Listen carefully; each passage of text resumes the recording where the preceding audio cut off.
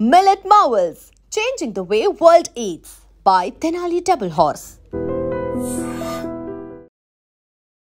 పొద్దున 5:30కి హాస్పిటల్కి వస్తే ఆయన ఇంటికి వెళ్ళేసరికి 11:30. రోజుకి మినిమం 120 మంది పేషెంట్స్ని ఓపీలో చూస్తూ 10 to 20 యావరేజ్గా మాట్లాడుతున్నాను. సర్జరీస్ చేయడం ఆయన ప్రత్యేకత. None other than doctor Mohan Vamshi గారు ఉన్నారు మనతో ఇవాళ సూపర్ డాక్టర్ సిరీస్తో. సార్ నమస్తే. ఎలా మీ ప్రాక్టీస్లో this philosophy is my driving force అని మీరు నమ్మే ఫిలాసఫీ ఏంటి సార్? ఏమీ ట్రీట్మెంట్ చేయలేనప్పుడు కూడా చాలాసార్లు పేషెంట్ కొంచెం ఓపిక్గా వాళ్ళతో సానుభూతితో మాట్లాడితే వాళ్ళు చాలా కాలం బతికేస్తారు. ఇక్కడ స్టార్ట్ అవుతుంది సార్ క్యాన్సర్ అనేది మన శరీరంలో ఉన్న కోట్లాది కణజాలంలో అప్రతీతంగా పెరిగిపోవటానే క్యాన్సర్ అంటారు. మేల్ కి కూడా బ్రెస్ట్ క్యాన్సర్ వస్తుందా సార్? వచ్చండి, మెన్లో కూడా బ్రెస్ట్ క్యాన్సర్ వస్తుంది. అంటే పెద్దవాళ్లకు ఉన్నంత ట్రీట్మెంట్ కష్టాలు చిన్న పిల్లలకు ఉండవా సార్ క్యాన్సర్ కి సంబంధించి? రోగనిరోధక శక్తి చాలా బాగుంటుంది. పిల్లల్లో సైడ్ ఎఫెక్ట్స్ చాలా తక్కువగా ఉంటాయి. అంటే నిద్రకి క్యాన్సర్ కి కూడా సంబంధం ఉందంటారు. అయితే నిద్రపోతే క్యాన్సరే రాదు. మంచి నిద్ర అంటే ఎలా ఉంటుంది సార్? నాకు తెలియదు. మోహన్ వంశీ గారి డైట్ సీక్రెట్ ఏంటి? నాకున్న ఒకే hobby become a great chef. Oh my God, that's wonderful, that's wonderful. Even cervical cancer కూడా ఆడవాళ్ళలో ఎక్కువగా ఉంటున్నాం సార్. అవునండి, సర్వైకల్ క్యాన్సర్ ఇన్సిడెన్స్ తగ్గుతుందండి ఇప్పుడు. బికాస్ ఆఫ్ ది పౌడర్ వేసుకుంటే క్యాన్సర్ రావడం ఏంటి సార్? అంటే ఇంటిమేట్ గా ఆ ఇన్నర్స్ లోపల వచ్చే అవకాశం ఎక్కువగా ఉంటుంది. ఒక పేద వ్యక్తికి క్యాన్సర్ వస్తే వెయిట్ చేయాల్సిందేనా సార్? మనం అనుకునే కోరిక అదొకటే. చాలా ఎక్స్పెన్సివ్ అండి, treatment is very expensive. Cancer treatment కి ఇన్సూరెన్స్ ఇస్తారు. అన్ని రకాల క్యాన్సర్ ట్రీట్మెంట్స్ కూడా ఇన్సూరెన్స్ కవర్ అవుతుంది. సైన్ చేశారా మీరు ఇన్సూరెన్స్ పాలసీ కట్టినప్పుడు? చిన్నపిల్లలు మీకు ఇన్సూరెన్స్ ఇస్తారు ఇప్పుడు. అందులో చిన్న లెటర్స్, స్మాల్ లెటర్స్లో చాలా ఉంటాయి. అవన్నీ చదవకుండా మనం చివరిలో సంతకం పెట్టేస్తాం. అందులో చాలా ఉంటాయి, తెలియక సైన్ చేసి తీసుకుంటూ ఉంటారు. సరే, ఎస్పెషల్లీ విమెన్ లో ఇన్నర్ వేర్ ఉండడం వల్ల కానీ బ్రెస్ట్ క్యాన్సర్ రావడానికి ఆస్కారం ఎక్కువ ఉంది. లేదు మేడం, దానికి దీనికి సంబంధం లేదు. Not at all. మీ డ్రీమ్ ఏంటి sir? I have achieved everything whatever I wanted. Paediatric hospital కట్టాలని ఒక కోరిక. Any kid walking into this hospital should get free treatment. ఇది ఒకటే కోరిక.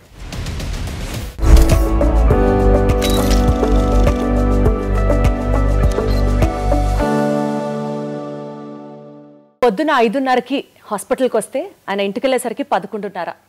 సుమారు ఒక 4-5 గంటలు పడుకుంటే చాలా గొప్ప.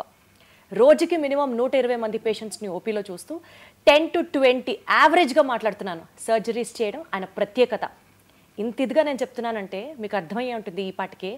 One of the leading cancer specialist, cancer surgeons in Hyderabad, and I have to tell it in the nationwide అని చెప్పొచ్చు. And he's none other than doctor Mohan Vamshi గారు ఉన్నారు మనతో ఇవాళ సూపర్ డాక్టర్ సిరీస్తో. సార్ నమస్తే. నమస్తే అండి. ఎలా ఉన్నారు సార్?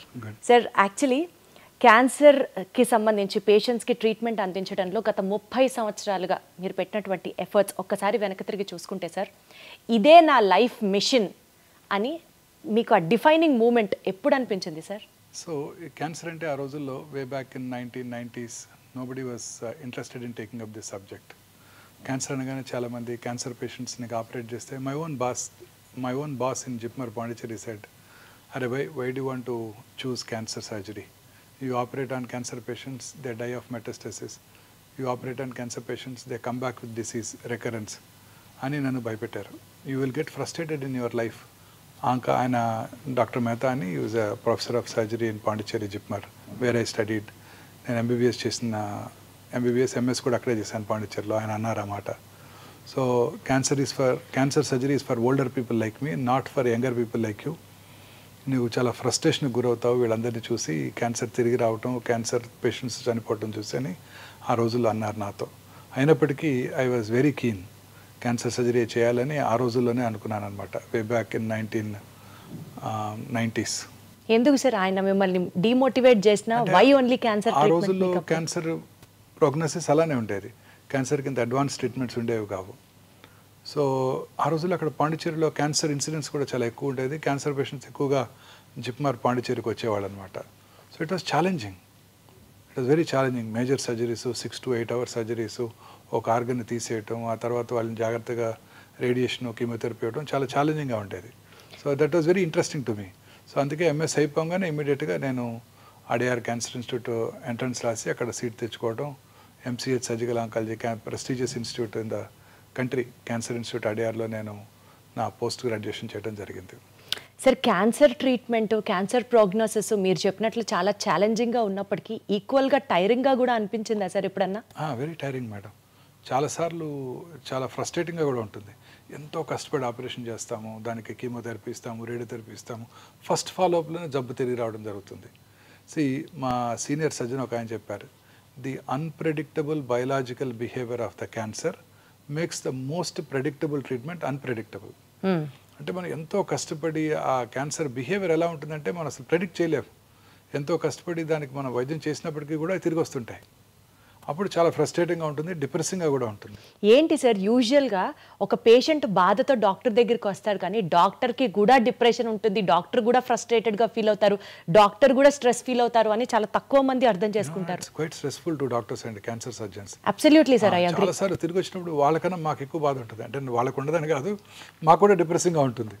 రిపోర్ట్ వచ్చినప్పుడు వాళ్ళు పోస్ట్ ఫాలోఅప్ వస్తారు, మార్నింగ్ వాళ్ళని ఎగ్జామిన్ చేసి స్కాన్ రాయడం జరుగుతుంది. ఆ స్కాన్ రిపోర్ట్ తీసుకొచ్చినప్పుడు మేము కూడా మనసులో అమ్మో దేవుడా వీరికి రిపోర్ట్ వీరికి రికరెన్స్ రాకూడదు అనుకొని ఓపెన్ చేస్తుంటారు రిపోర్ట్. మేము కూడా మాకు కూడా చాలా టెన్షన్తో ఉంటుంది.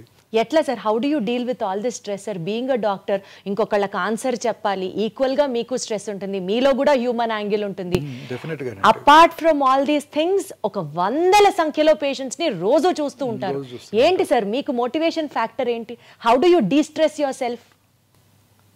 మనకి ఇది I enjoy this profession. So మనకు ఒక బాధ అంటూ ఏముండదు. ఇప్పుడు if you don't like some profession and you have to work, మనం పని చేయాలంటే మనకి స్ట్రెస్ఫుల్గా ఉంటుంది. ఇది నాకు పని చేయడమే హాబీ. నాకు ఇది స్ట్రెస్ఫుల్గా ఉండదు. ఇది రోజు మార్నింగ్ ఓపీకి వెళ్ళి 100 పేషెంట్స్ చూస్తే నాకు చాలా హ్యాపీగా ఉంటుంది. That it self is meditation for me. This is what the younger generation has to learn from you sir. 8 o'clock ఓపీకి వెళ్తే 1 o'clock అయ్యే వరకు టైం తెలియదు. కడుపులో కొంచెం ఆకలి స్టార్ట్ అయితే 1 o'clock అప్పుడు 1 అయిందా అని టైం చూస్తాను. అద్భుతం సార్, అందుకనే మీరు దేవుడు. టైం తెలియదు మాకు. Right sir. అక్కడ చూస్తూనే ఉంటాను హ్యాపీగా. సార్, పాండిచ్చేరి నుంచి మీరు చేసినటువంటి ఇంటర్నేషనల్ స్టడీస్, అక్కడ ప్రాక్టీస్ చేయడం, ఆ యూనివర్సిటీస్కి వెళ్ళడం, ఫ్రాన్స్ కూడా వెళ్ళి చదువుకున్నారు. సో నేషనల్ వైడ్ అండ్ అంటే గవర్నమెంట్ హాస్పిటల్స్లో పనిచేశారు మీరు, ఇంటర్నేషనల్ హాస్పిటల్స్లో మీ వర్క్ ఎక్స్పీరియన్స్ ఉంది. అక్కడ నుంచి కమింగ్ బ్యాక్ టు ఒమేగా, ఈ మొత్తం మీ యొక్క సైకిల్ చూసుకుంటే సార్, మీ కెరియర్ సైకిల్ చూసుకుంటే, వన్ బిలీఫ్ మీ ప్రాక్టీస్లో, this philosophy is my driving force అని మీరు నమ్మే ఫిలాసఫీ ఏంటి సార్? సో ఏమీ ట్రీట్మెంట్ చేయలేనప్పుడు కూడా చాలాసార్లు పేషెంట్ కొంచెం ఓపిక్గా వాళ్ళతో సానుభూతితో మాట్లాడితే డెఫినెట్గా వాళ్ళ కాన్ఫిడెన్స్ని గెయిన్ చేస్తే వాళ్ళు చాలా కాలం బతికేస్తారండి. వాళ్ళకి ట్రీట్మెంట్ ఇవ్వలేకపోయినా చాలు, వాళ్ళకి ధైర్యం చెప్పి, నమ్మకం చెప్పి, వాళ్ళకి మనం ఆ డిసీజ్ని ఫేస్ చేసేటట్టు చేయగలిగితే వాళ్ళు చాలా కాలం బతికేస్తారు. చాలాసార్లు లేట్ స్టేజ్ క్యాన్సర్ పేషెంట్స్లో ట్రీట్మెంట్ ఏముండదు. చాలామంది చెప్తారు, నువ్వు కొన్ని వారాలు బతావు, కొన్ని నెలలు బతావు, ఇంటికి వెళ్ళిపోమని. మన దగ్గరికి వచ్చినప్పుడు వాళ్ళు ఎంతో ఆశతో వచ్చినప్పుడు వాళ్ళకి ఎంతో ధైర్యం చెప్పాలి మనం. ఈ క్యాన్సర్ నేను ఒకటి గట్టిగా నమ్ముతానండి, పేషెంట్ కనుక డాక్టర్ మీద నమ్మకం ఉంటే ఖచ్చితంగా ట్రీట్మెంట్ తీసుకోకపోయినా గెలిచేస్తాడు ఆయన. What is important is that confidence, that faith. అది ఉండాలి పేషెంట్కి. ఫెయిత్ కనుక ఉంటే ఖచ్చితంగా గెలుస్తారండి. రేపు పొద్దున చనిపోయేవాడికి కూడా మీ అబ్బాయి అమెరికా నుంచి ఒక మెడిసిన్ తెప్పించారని చెప్పి తులసి తీర్థం నోట్లో పోయండి, ఆయన చాలా కాలం బతుకుతాడు. ఈ నమ్మకమే మోస్ట్ ఇంపార్టెంట్. ఆ నమ్మకం అనేది చాలా ఇంపార్టెంట్. ధైర్యంగా ఉంటే దేన్నైనా జయించవచ్చు. మానసికంగా మనం ధైర్యంగా ఉంటే ఏ ప్రమాదాన్నైనా నివారించవచ్చు. సో అన్ని జబ్బులకి మూల కారణం ఈ మానసిక అశాంతత, మానసికంగా ప్రశాంతితో లేకపోవటం, ఇదే మూల కారణం అండి. అందుకనే సార్ మీరు సర్జరీ చేసిన పేషెంట్స్ని మీ హాస్పిటల్స్లో పొద్దున వెళ్ళి విజిట్ చేస్తారు, సాయంత్రం వెళ్ళి పలకరిస్తారు, ఖచ్చితంగా డాక్టర్ గారు వచ్చి మాతో మాట్లాడతారు, అదే మాకు ధైర్యం అని చెప్తూ ఉంటారు అందరూ. చాలా మంది చెప్తారు ఈ మాట. ఖచ్చితంగా చూడాలి వాళ్ళని. పేషెంట్కి ప్రతి ఫాలోఅప్లో కూడా చూస్తాను. 20 ఏళ్ల తర్వాత వాళ్ళు వచ్చినా ఖచ్చితంగా నేనే చూస్తాను. అద్భుతం సార్, అందుకనే మీరు పేషెంట్స్ పాలిట దేవుడు. అంతే, వాళ్ళందరూ నాకు బాగా గుర్తుంటారు, వాళ్ళ పేర్లు కూడా గుర్తుంటాయి, వాళ్ళు ఏ ఊరి నుంచి వచ్చారో గుర్తుంటారు, వాళ్ళ ఫ్యామిలీ మెంబర్స్ కూడా గుర్తుంటారు. అడుగుతాను, మీ హస్బెండ్ రాలేదేంటి, వాళ్ళు మీ సన్ రాలేదేంటి అని. మా బాబోయ్, అసలు hats off sir, hats off మీకు. సార్, ఇన్ని లక్షల మంది పేషెంట్ స్టోరీస్లో one patient story which is still ringing in your mind, and అసలు ఆ పేషెంట్ కోసం మీరు చాలా కష్టపడ్డారు, ఎఫర్ట్స్ పెట్టారు, అండ్ యూ మేడ్ ఇట్ అని చెప్తే ఏ ఎక్స్పీరియన్స్ మీ కెరియర్లో షేర్ చేసుకుంటారు? చాలా మంది పేషెంట్స్ ఉంటారండి అలా. Every day is a challenge. చాలా మంది పేషెంట్స్ ఉంటారు. If you have to name one single which is close to your heart ఇవాల్టికి కూడా పేషెంట్కి మనసు పెట్టి చేస్తాం. అలా ఉంటే అదర్వైజ్ చాలా మనసు పెట్టి ఆ పేషెంట్కి ట్రీట్మెంట్ చేయాలి, ఆ పేషెంట్కి ఎంతో డెఫినెట్గా ఈ patient has to win over the cancer అని మనం ఎంతో కష్టపడినా కూడా ఆ పేషెంట్ తనకున్న మానసిక అశాంతి వలన వీ లాస్ట్ హిమ్. అలాంటి గుర్తుంటాయి. ఫీల్ అయ్యారా సార్ అలాంటివి? చాలాసార్లు ఫీల్ అయ్యాను. ఒక ఇన్సిడెన్స్ చెప్పండి సార్. అంటే we can't name him, but ఒక యంగ్ మ్యాన్ కండి. ఈ had a man is a male breast cancer patient. ఎంతో ప్రేమతో ఎంతో ఓపిక్గా అతనితో కూర్చొని అతనికి మనం ఎంతో కష్టపడి నేను మా టీం అంతా కలిసి ట్రీట్మెంట్ ఇచ్చాం. చాలా వరకు గెలిచారు. కొన్నాళ్ళ తర్వాత కొంచెం రికరెంట్ స్టార్ట్ అయింది. అప్పుడు he became very tense. He became he had lot of mental disturbance. దాంతో అతను చాలా డిస్టర్బెన్స్కి లోనై then he went off somewhere, he went to another centre in US and all that. So that was quite depressing అండి. సో మీరు కూడా చాలా ఫీల్ అయ్యారా సార్? డెఫినెట్గా తిరిగి వచ్చినప్పుడు ఫీల్ అయ్యాము. అతని పాపం మానసిక ప్రశాంతత లేకపోవడం వలన వి లాస్ట్ హిమ్. అయ్యో సార్, ఏంటి సార్ మేల్కి కూడా బ్రెస్ట్ క్యాన్సర్ వస్తుందా సార్? రావచ్చండి, మెన్లో కూడా బ్రెస్ట్ క్యాన్సర్ వస్తుంది. ఎట్లా సార్? అసలు ఎప్పుడు వినలేదు మెన్లో కూడా బ్రెస్ట్ క్యాన్సర్. బ్రెస్ట్ ఇష్యూ మన మెన్లోను స్త్రీల్లో కూడా ఉంటుంది. స్త్రీలలో వాళ్ళ స్త్రీల హార్మోన్స్ వల్ల బాగా డెవలప్ అవుతుంది, పురుషుల్లో అది డెవలప్ అవ్వదు. సో పురుషుల్లో కూడా రావచ్చు బ్రెస్ట్ క్యాన్సర్. చాలాసార్లు నెగ్లెక్ట్ చేయబడుతుంది. పురుషుల్లో నాకెందుకు వస్తుందని అశ్రద్ధ చేస్తుంటారు, అందువల్ల అశ్రద్ధ చేయబడుతుంది. పురుషుల్లో ఫ్యాట్ టిష్యూ కూడా ఉండదు, అందువల్ల డైరెక్ట్గా మజిల్లోకి వెళ్ళిపోతుంది, తొందరగా లేట్ స్టేజ్కి పాకిపోతుంది. అయ్యో. సో అందుకే పురుషులు చాలా కేర్ఫుల్గా ఉండాలి. పురుషుల్లో కూడా రావచ్చు, స్త్రీలలో ఎక్కువ వస్తుంది, బట్ పురుషుల్లో కూడా రావచ్చు. పురుషుల్లో కూడా నిప్పుల కింద కానీ ఏరియాల కింద కానీ గడ్డ కనుక ఉన్నట్టయితే అశ్రద్ధ చేయకుండా వెంటనే డాక్టర్ దగ్గరికి చూపించుకోవాలి. సార్ నాకు ఇది ఒక బిగ్గెస్ట్ టేక్ అవే ఇవాళ మన ఇంటర్వ్యూకి. పురుషుల్లో కూడా బ్రెస్ట్ క్యాన్సర్ రావచ్చు. అమ్మ బాబోయ్, వస్తుంది, చాలా కామన్గా చూస్తుంటాం. నెలకి 1-2 కేసులు ఖచ్చితంగా చూస్తుంటాను ఇప్పటికీ. బాబోయ్. సార్ అసలు క్యాన్సర్ గురించి మాట్లాడుకుందాం సార్. క్యాన్సర్ అనేది ఎక్కడ స్టార్ట్ అవుతుంది సార్? అసలు ఒక పేషెంట్ చాలా హెల్దీ లైఫ్ స్టైల్ ఫాలో అవుతాడు, ఫ్యామిలీ హిస్టరీలో అసలు జెనెటికల్గా క్యాన్సర్ వచ్చే సూచనలే కనిపించవు, బట్ స్టిల్ అతనికి క్యాన్సర్ రావచ్చా? ఎక్కడ స్టార్ట్ అవుతుంది సార్ క్యాన్సర్? క్యాన్సర్ అనేది మన శరీరంలో ఉన్న కోట్లాది కణజాలంలో ఏదో ఒక కణం అప్రతీతంగా పెరిగిపోవటాన్ని క్యాన్సర్ అంటారు. నార్మల్గా బాడీలో రెగ్యులేటరీ మెకానిజమ్స్ ఉంటాయి. ముక్కు ఈ సైజ్ దాకా వచ్చి ఆగిపోతుంది, చెవి ఇక్కడ దాకా పెరిగి ఆగిపోతుంది. క్యాన్సర్ ఆ రెగ్యులేటరీ మెకానిజమ్స్ దాటి పెరిగిపోతూ ఉంటుంది. ఒక సెల్ 2 సెల్స్ అవుతుంది, 2 4 అవుతాయి, 4 8 అవుతాయి, 8 16 అవుతాయి, అలా ఎక్స్పోనెన్షియల్గా పెరిగిపోతూ ఉంటుంది. పెరిగిపోవటమే కాకుండా పక్కన ఉన్న నార్మల్ కణజాలంలోకి ఇన్వేట్ చేస్తుంది, ఆక్రమించేస్తుంది. పక్కన బోనున్న కూడా తినేస్తుంది. పక్కనున్న రక్తనాళాల ద్వారా, లింఫ్ నాళాల ద్వారా శరీరంలో ఇతర భాగాలకు పాకిపోతుంటుంది. అది క్యాన్సర్ అంటే. Body cannot control it, body cannot regulate it. మన బాడీలో ఉన్న ఒక 22,000 ప్రోటాన్ కోడింగ్ జీన్స్ ఉంటాయి. అందులో ఒక 500 to 600 ఆన్కో జీన్స్ అంటే క్యాన్సర్ కారక జన్యుల్ని సైంటిస్టులు ఐడెంటిఫై చేశారు. ఈ 500-600 జీన్స్లో వచ్చే మ్యూటేషన్స్ కారణంగానే క్యాన్సర్ వస్తుంది అని ఇప్పుడు సైంటిస్టులు గట్టిగా నమ్ముతున్నారు కూడా. సో అందుకే ఇప్పుడు అన్ని రకాల క్యాన్సర్స్కి జెనెటిక్ ప్రొఫైలింగ్ చేస్తున్నారు. ఏ జెనెటిక్ మ్యూటేషన్ వల్ల ఈ క్యాన్సర్ వచ్చింది, ఆ జెనెటిక్ మ్యూటేషన్ ఐడెంటిఫై చేసి ఆ జెనెటిక్ మ్యూటేషన్ని టార్గెట్ చేసే మెడిసిన్స్ కూడా ఇప్పుడు అందుబాటులోకి రాబోతున్నాయి.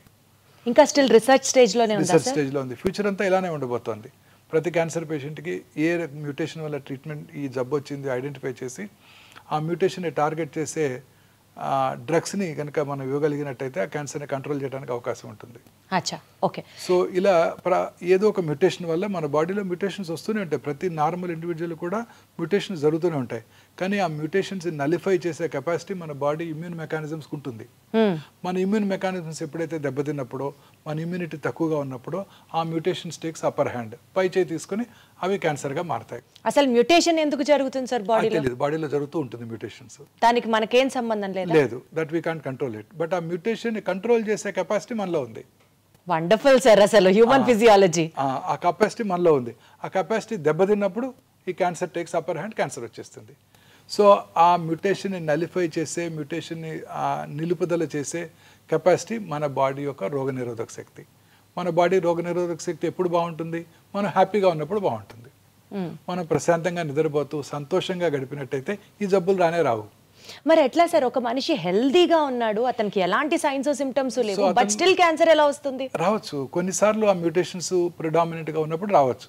చిన్నపిల్లలు ప్రశాంతంగానే ఉంటారు పాపం, వాళ్ళకి ఎటువంటి చీకు చింత లేవు, బాధలు లేవు, ఇన్కమ్ దాని గురించి ఆలోచించాల్సిన అవసరం లేదు, వాళ్ళలో కూడా క్యాన్సర్ వస్తుంది. సార్ పెద్దవాళ్ళలో వచ్చే క్యాన్సర్కి చిన్నపిల్లల్లో వచ్చే క్యాన్సర్కి వ్యత్యాసం ఏంటి సార్? చిన్నపిల్లల్లో ఎన్ని రకాల క్యాన్సర్లు ఉన్నాయి? చిన్నపిల్లల్లో జనరల్గా హిమటలాజికల్ అంటే బ్లడ్ సంబంధ క్యాన్సర్సు, నర్వస్ సిస్టమ్కు సంబంధించిన క్యాన్సర్సు, అలాగే సాఫ్ట్ టిష్యూస్ మజిల్స్లోను, అలాగే రిట్రోపెరిటోనియం, కిడ్నీ ట్యూమర్సు, న్యూరోబ్లాస్టోమర్స్ వస్తుంటాయి. పిల్లల్లో వచ్చే ట్యూమర్స్ జనరల్గా 100కు 80-90 మంది క్యూర్ అవుతాయి. క్యూర్ అయిపోతాయా సార్? పిల్లల్లో వచ్చే ట్యూమర్స్ క్యూర్ అయిపోతాయి. అండ్ పిల్లలు ట్రీట్మెంట్ కూడా బాగా విత్స్టాండ్ చేయగలరు. చాలాసార్లు అనుకుంటాం పెద్దవాళ్ళే కీమోథెరపీ తట్టుకోలేరు, పిల్లలు ఏం తట్టుకుంటారని. పిల్లలు చక్కగా తట్టుకుంటారు. వాళ్ళు ఆడుతూ పాడుతూ కీమోథెరపీ తీసుకుని వెళ్ళిపోతుంటారు, చక్కగా చదువుకుంటూ ఉంటారు కూడా హాస్పిటల్లోనే. అంటే పెద్దవాళ్ళకు ఉన్నంత ట్రీట్మెంట్ కష్టాలు చిన్నపిల్లలకు ఉండవా సార్ క్యాన్సర్కి సంబంధించి? రోగనిరోధక శక్తి చాలా బాగుంటుంది, వాళ్ళు చక్కగా రికవర్ అవుతారు.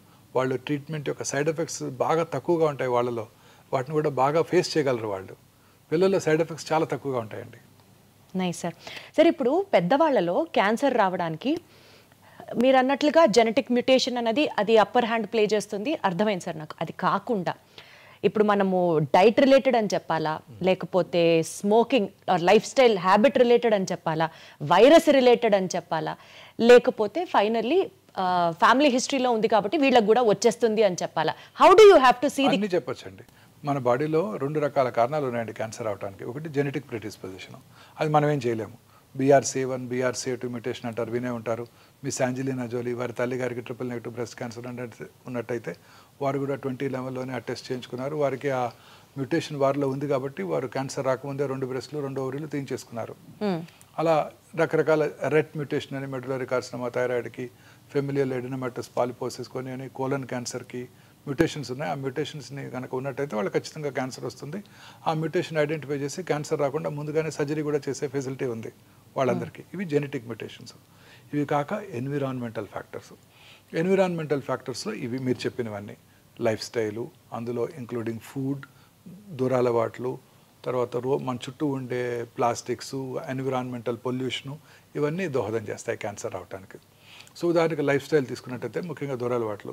స్మోకర్స్లో మనందరికీ తెలుసు ఎటువంటి క్యాన్సర్స్ వస్తాయో. స్మోకింగ్ చేసిన ఫ్యూ సెకండ్స్లోనే ఆ స్మోక్లో ఉన్న, టొబాకోలో ఉన్న 400 కార్సినోజన్స్ అంటే క్యాన్సర్ కారక పదార్థాలు మన బ్లడ్లోకి వెళ్ళి బాడీలో అన్ని భాగాల్లోనూ క్యాన్సర్ కలగజేస్తాయి. ఆల్కహాల్ తీసుకునే వాళ్ళలో కూడా క్యాన్సర్ వచ్చే అవకాశాలు ఎక్కువగా ఉంటాయి. ఈ రెండే కాకుండా ఇంకా మిగతా దురలవాట్ల వల్ల కూడా అనేక రకాల క్యాన్సర్స్ వస్తున్నాయి. మనం తీసుకునే ఆహారము, ఈ processed foods, high fatty diet, low fibre diet, fresh fruits, greens తక్కువగా తీసుకుంటూ చాలామంది ఈ మధ్యకాలంలో ఈ కంటామినేటెడ్ ఆయిల్స్తో ప్రాసెస్డ్ ఫుడ్స్, రకరకాల ప్రిజర్వేటివ్స్, తర్వాత కలరింగ్ ఏజెంట్స్ వాడుతున్నారు. వీటన్నిటి వల్ల కూడా క్యాన్సర్ వస్తుంది. అవే కాక ఇంకా pollution, environmental pollution, automobile pollution urban ఏరియాస్లో, తర్వాత thermal power plant, asbestos industry, aluminium factories, plastic ఇండస్ట్రీలో పనిచేసే వాళ్ళలోను, సిగరెట్ టొబాకో ఇండస్ట్రీలో పనిచేసే వాళ్ళలోను, వీళ్ళందరి దగ్గర కూడా క్యాన్సర్స్ వచ్చే అవకాశాలు ఉంటాయి. ఫెర్టిలైజర్ ప్లాంట్స్లోను.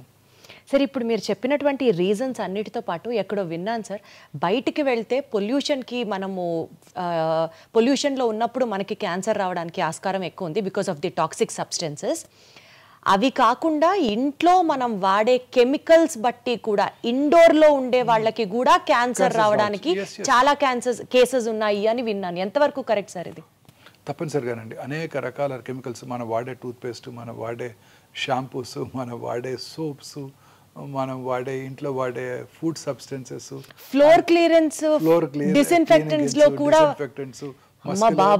రిపెల్లెంట్స్, ఇవన్నీ మనం నేచర్తో ఫైట్ చేస్తున్నామండి. మార్నింగ్ లేవగానే synthetic toothpaste, plastic tooth brush, plastic bucket, hot water. Toothpaste కి క్యాన్సర్ కి సంబంధం ఉందా సార్? అన్ని రకాలుగానండి. అన్ని రకాల కెమికల్స్ వల్ల కూడా క్యాన్సర్స్ వస్తాయి. మనం వాడే టూత్పేస్ట్, మనం వెళ్ళి కార్లో కూర్చోగానే ఆ కార్లో ఉన్న ఇంటీరియర్, ప్లాస్టిక్ ఇంటీరియర్, ఆ స్మోక్కి ఆ ప్లాస్టిక్ మైక్రో ప్లాస్టిక్స్ అని మనం ఇన్హేల్ చేస్తాం. ప్లాస్టిక్ వాటర్ బాటిల్లో వాటర్ తాగుతాం. ఇవన్నీ కూడా క్యాన్సర్ కారకాలేనండి. సరే అసలు ఏ తీసుకున్నా అదే. చాలాసార్లు నేను ఇవన్నీ చెప్పినప్పుడు ప్రజలు అంటుంటారు, మరి ఏం తిని బతకాలి, ఏం తాగి బతకాలని. అసలు మనిషికి ప్లాస్టిక్ కి ఎంత క్లోజ్ అటాచ్మెంట్ ఉంది సార్. ప్లాస్టిక్ లేని లైఫ్ ఊహించుకోవడం కూడా ఇంపాసిబుల్ అనిపిస్తుంది. చూడండి, మీరు పాత సినిమాలు చూసినట్టయితే, పాత ఇంగ్లీష్ సినిమాలు 30-40 years 50 years బ్యాక్ కూడా ఇంగ్లీష్ సినిమాలు చూస్తే, వాళ్ళు మార్కెట్కి వెళ్ళినప్పుడు వాళ్ళు they never carrying plastic bags, they were carrying only paper bags. వాళ్ళు పేపర్ బ్యాగ్స్ ఇలా క్యారీ చేయ కదా, ఇలా పట్టుకొని తీసుకొస్తుంటారు అందులో మూవీస్లో. చూడండి, 50 years బ్యాకే అక్కడ అవేర్నెస్ స్టార్ట్ అయింది. మనం ఇంకా కూడా ప్లాస్టిక్సే వాడుతున్నాం. సార్ ఫుడ్ గ్రేడ్ ప్లాస్టిక్స్ అంటున్నాం కదా సార్. ఆ ప్లాస్టిక్స్ చాలా మంచివి అని కదా సార్ వాడతారు. అలానే లేదండి, సింగిల్ యూజ్ ప్లాస్టిక్స్ అన్ని డేంజరస్ ఏనండి. బయోడిగ్రేడబుల్ ప్లాస్టిక్స్ అంటున్నాము. ఇంకా రాలేదు, ఇంకా వస్తాయంట అవి. చూడండి ఇప్పుడు కూడా మనం ఇప్పుడు మా సూపర్ మార్కెట్కి వెళ్తే మనకి ఇప్పుడు కూడా ప్లాస్టిక్ కంటైనర్తో ప్లాస్టిక్ బ్యాగ్తోనే మనకి ఇస్తున్నారు.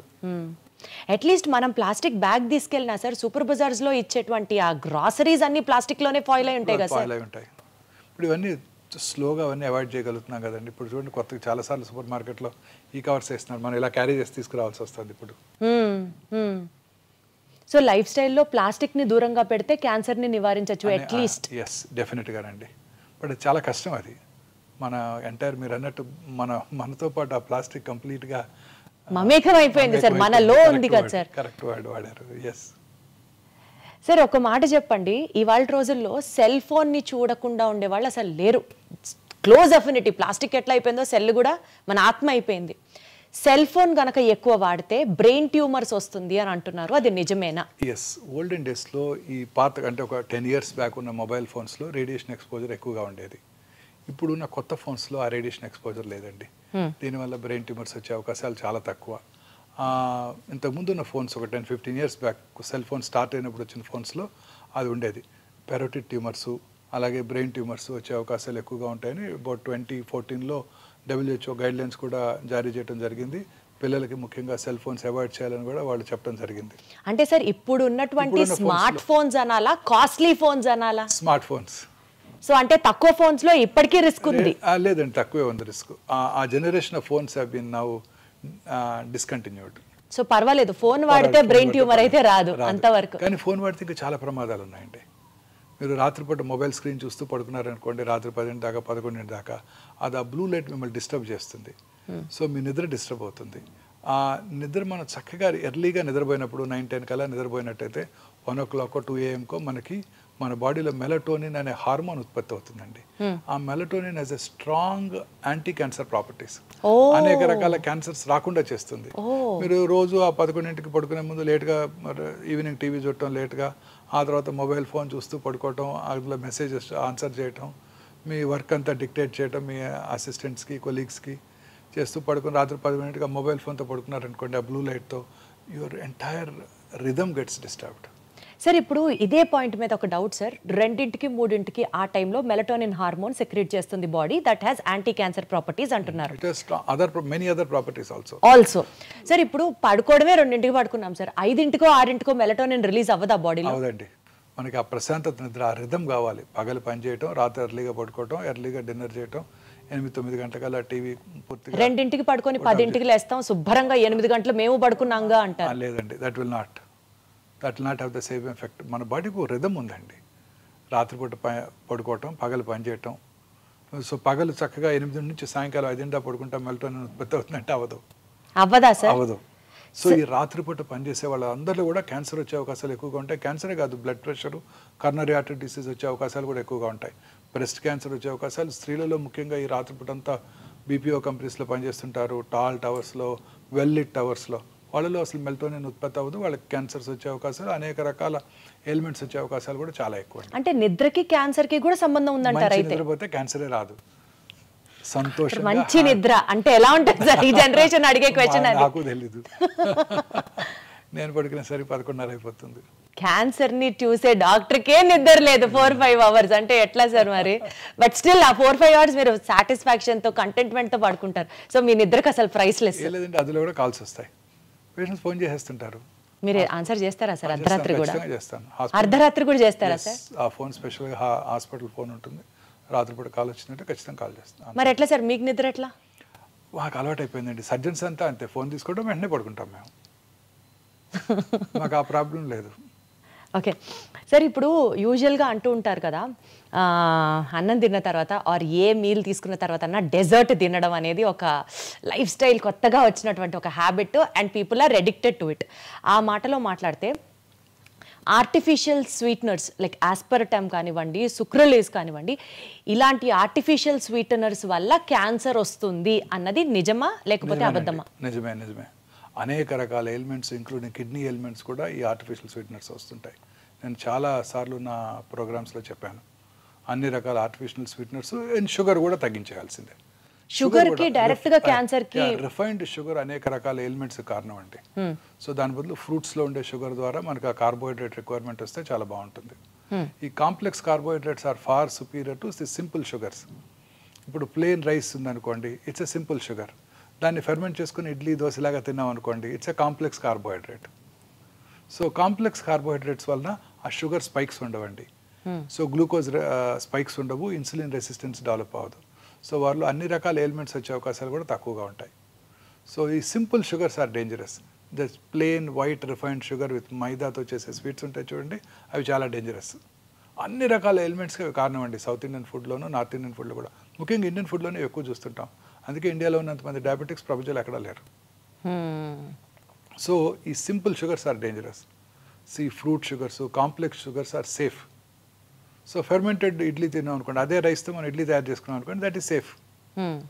అదే రైస్తో దోశ చేసుకున్నాం, fermented food, they are safe. కానీ సార్ మనం అవాయిడ్ చేయండి అని చెప్పడం యాజ్ అ డాక్టర్ మీరు చెప్తారు, బట్ ఆన్ ప్రాక్టికల్ నోటు ఏదో ఒక రోజు, ఈ రోజు ఫ్రెండ్ పిలిచాడనో, మరుసటి రోజు ఆఫీస్లో పార్టీ అనో, ఫ్యామిలీ ఫంక్షన్ అనో ఏదన్నా కావచ్చు కదా, తినాల్సి వచ్చింది sir. Then how do we plan our lifestyle sir? అసలు తిననే కూడదంటారా? అలా ఒకటిసారి 2 సార్లు తింటే ఏం ప్రాబ్లం లేదండి. మితంగా తీసుకుంటే ఏదైనా మంచిదే, ఎక్కువగా తీసుకోకూడదు. మన లైఫ్ స్టైల్ మనం పూర్తిగా ఒక మంచి లైఫ్ స్టైల్లో ఉండాలంటే equally good amount of protein, good amount of carbohydrate, preferably unprocessed foods, natural sugars, natural ఫుడ్స్తో మనం అది చూసుకోవాల్సి ఉంటుంది. డైటరీ దీనికి అలవాటు పడిపోవాలి మనం. Morning good amount of fruits, తర్వాత some amount of nuts. Fruits కూడా ఒకేసారి ఫ్రూట్సే తినకూడదు, వాటితో పాటు కొంచెం నట్స్, కార్బోహైడ్రేట్ తీసుకుంటే షుగర్ స్పైక్స్ తగ్గిపోతాయి అన్నమాట. తర్వాత మనం తీసుకునే మధ్యాహ్నం మీల్లో కూడా ఐసీఎంఆర్ గైడ్లైన్స్ వచ్చేసాయి. 56% of our ailments are due to food consumption. Ailments itself are due to food consumption sir? Like for example if you have to explain. అన్ని రకాల ఎయిల్మెంట్స్ కి ఫుడే కారణం అండి. సో మన ఫుడ్ అంటే ఎట్లా సార్, ఎట్లా ఫుడ్ ఇంటేక్ ఎయిల్మెంట్స్ కి ఎట్లా? అన్ని రకాల అంటే ఏ ఎయిల్మెంట్ అయినా కూడానండి, మనకు ఉదాహరణ కర్నరీ ఆర్టరీ డిసీజ్ కానివ్వండి, మన ఇంప్రూవ్డ్ సెర్బ్రోవాస్కులర్ యాక్సిడెంట్స్ కానివ్వండి, అల్జీమర్స్ డిసీజ్ కానివ్వండి, అన్నిటికీ కూడాను మనం తీసుకునే ఆహారమే ముఖ్యమండి. మనం చక్కగా ఫ్రెష్ ఫ్రూట్స్, వెజిటబుల్స్ ఎక్కువగా తీసుకుంటూ, ప్రాసెస్ ఫుడ్స్, రెడ్ మీట్ అవి తక్కువగా తీసుకుంటూ, హెల్దీ ఫుడ్ అంటే ఫుడ్స్ అవి రెగ్యులర్గా కన్జ్యూమ్ చేస్తూ, గ్రీన్స్ అవి ఎక్కువగా తీసుకుంటూ, రెగ్యులర్గా ఎక్సర్సైజ్ చేస్తూ, దురలవాట్లకు దూరంగా ఉంటూ, లీన్ బాడీ మాస్ మెయింటైన్ చేస్తే అన్ని రకాల ఎలిమెంట్స్కి దూరంగా ఉండొచ్చు. మోహన్ వంశీ గారి డైట్ సీక్రెట్ ఏంటి, ఫిట్నెస్ సీక్రెట్ ఏంటి అంటే ఏం చెప్తారు సార్? మీరు ఏం తింటారు సార్ చెప్పండి? నేను ఐఎమ్ నాట్ అంటే ఐఎమ్ ఏ ఫుడీ అండి. నాకున్న ఒకే హాబీ ఫుడ్ తింటమే. నాకున్న ఒకే హాబీ, నాకు ఇంకే హాబీ లేదు. సార్ ఏ యాంగిల్లో మీరు ఫుడ్ అని చెప్పాలి సార్, చెప్పండి. మీరు మూవీకి వెళ్ళాలని కోరుకుంటదు, టూర్ చేయాలని కోరుకుంటదు, యూరోప్ వెళ్ళాలని కోరుకుంటదు, ఒక ఫుట్బాల్ మ్యాచ్ చూడాలనో, క్రికెట్ మ్యాచ్ చూడాలని కోరుకుంటదు. My mind will be rotating around food if I'm not concentrating and seeing patients or reading or something like that. TV చూస్తే ఓన్లీ ఫుడ్ ప్రోగ్రామ్స్ చూస్తాను, ఇంకేం చూడను. Yes sir, what does your healthy diet consist of? That's what we are more interested to know. I watch TV, I watch only food programs.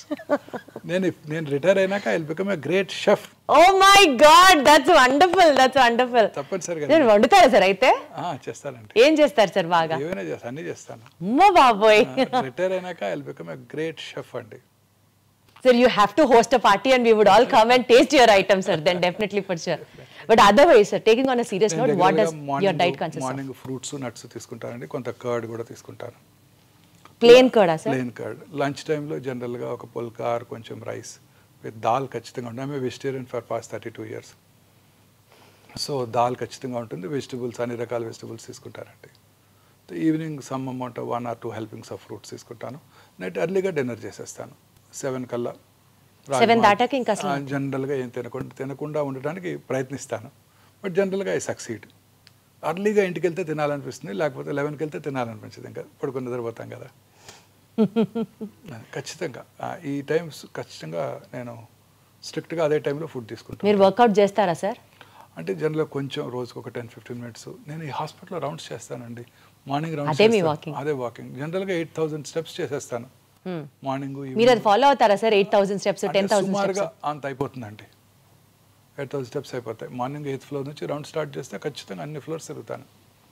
తర్వాత ఓపీలో కూడా నడిచే OP చూస్తుంటాను అంతా, 4 rooms లో. అందువల్ల ఆ స్టెప్స్ సరిపోతాయి. సో ఏదో ఒక బేసిక్ ఫిజికల్ యాక్టివిటీ అయినా ప్రతి ఒక్కరికి ఉండాలి.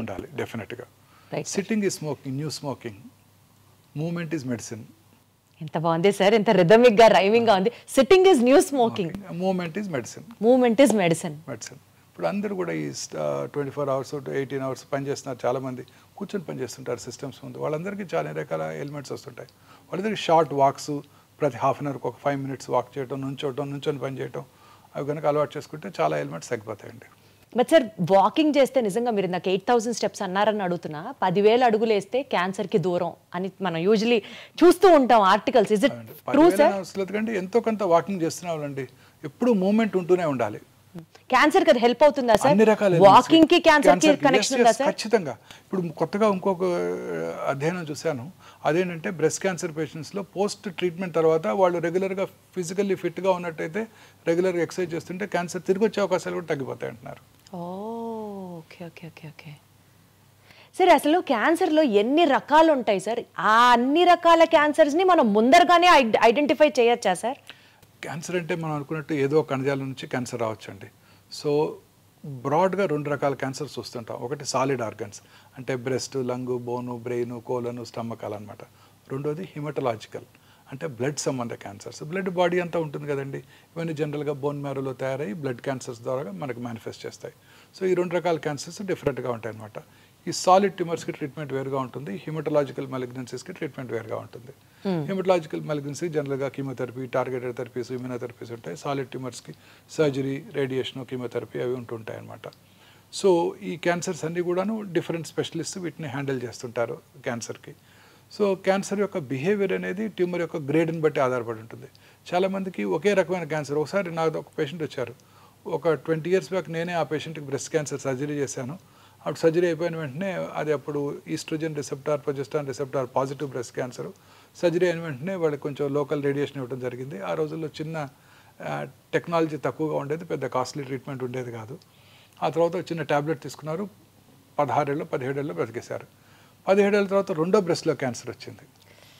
ఈసారి cancer oestrogen receptor, progesterone receptor negative cancer. అంటే హార్మోన్ థెరపీకి లొంగదని అర్థం, అగ్రెసివ్ ట్యూమర్ అని అర్థం. తర్వాత HER2 రిసెప్టార్ అని ఇంకోటి ఉంటుంది, అది టార్గెటెడ్ థెరపీ, అది పాజిటివ్ వచ్చింది. సో ఈసారి సర్జరీ తర్వాత ఎక్స్పెన్సివ్ రేడియేషన్ ఇవ్వాల్సి వచ్చింది. లెఫ్ట్ సైడెడ్ క్యాన్సరు, కొంచెం స్పెషలైజ్డ్ రేడియేషన్, హార్ట్ని ప్రొటెక్ట్ చేయడానికి ఆ టార్గెటెడ్ థెరపీకి లక్షలు ఖర్చు అయింది. అయినా కానీ ఒక 2 yearsలో తిరిగి వచ్చేసింది. మళ్ళీ తిరిగి వచ్చింది. సో అప్పుడు పేషెంట్ నన్ను అడిగారు, అప్పుడేమో జస్ట్ ఒక 40-50,000 రూపీస్తో ట్రీట్మెంటే అయిపోయింది, 17 ఏళ్ళు హ్యాపీగా ఉన్నాను, ఇప్పుడు 40-50 lakhs ఖర్చు పెట్టాను, అయినా కానీ 2 yearsలో తిరిగి వచ్చింది డాక్టర్ గారు అని అడిగారు నన్ను. సో ప్రతి క్యాన్సర్ యొక్క బిహేవియర్ వేరుగా ఉంటుంది.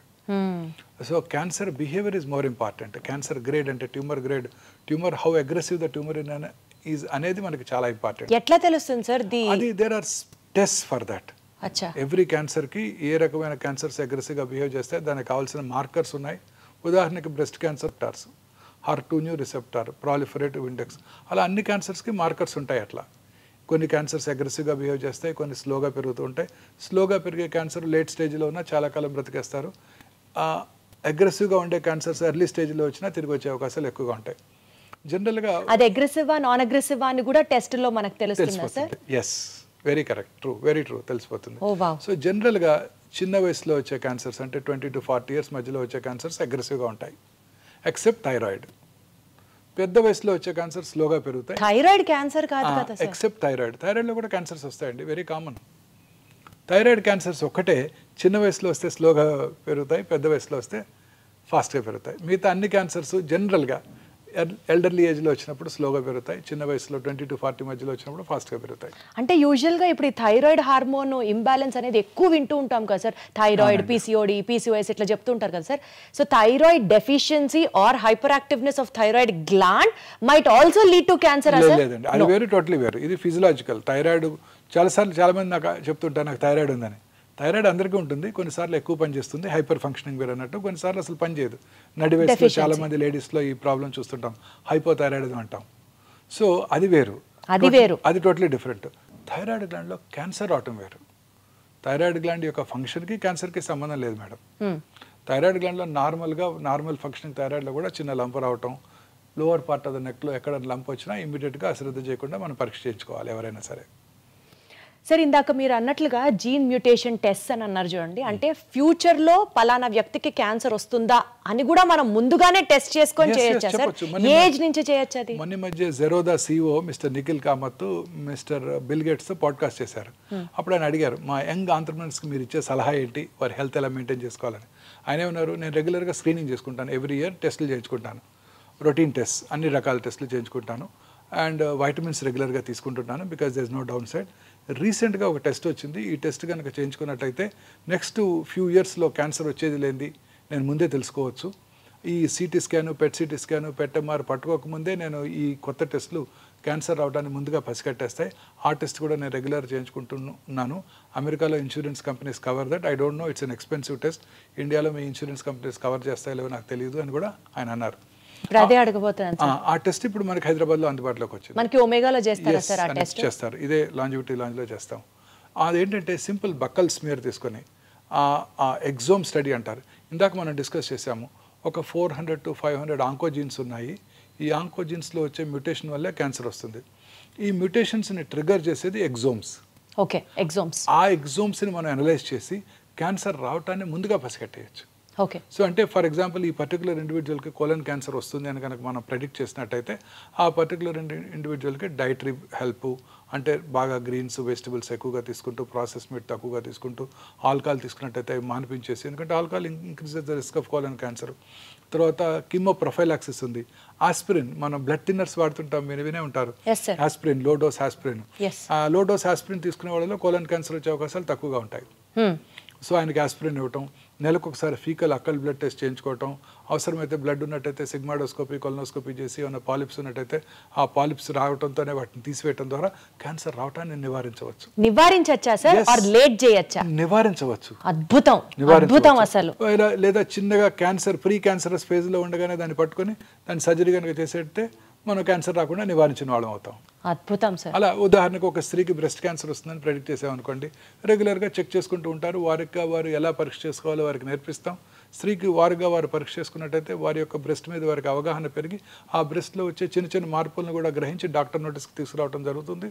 రెగ్యులర్గా అల్ట్రాసౌండ్ చేసుకోవటం, అవసరమైతే సంవత్సరానికి మ్యామోగ్రఫీ చేసుకోవటం, ఇంకా మధ్యలో డౌట్ ఉన్నట్టయితే MRI పరీక్ష చేసుకోవటం, ఇంకా అవసరమైతే PET MR చేసుకోవటం ద్వారా క్యాన్సర్ ప్రీ క్యాన్సరస్ ఫేజ్లో ఉండగానే, లేకపోతే క్యాన్సర్ చిన్నగా సబ్ సెంటీమీటర్, 1 సెంటీమీటర్గా తక్కువగా ఉండగానే దాన్ని పట్టుకొని సర్జరీ చేసి తీసేస్తే క్యూర్ చేసేయగలుగుతాం. Excellent sir. సార్ ఏమంటారు సార్, ఆ టెస్ట్ని ముందుగానే క్యాన్సర్ ఉందా లేదా, రావచ్చా లేదా? సింపుల్ ప్రెడిక్టివ్ క్యాన్సర్ స్క్రీనింగ్ అండి, ప్రెడిక్టివ్ టెస్ట్ అన్నమాట. ముందుగానే సింపుల్ బక్కల్ స్మియర్ తీసుకుంటాం. సార్ చాలా ఎక్స్పెన్సివ్ సార్ ఆ test? It cost about 1 lakh అండి.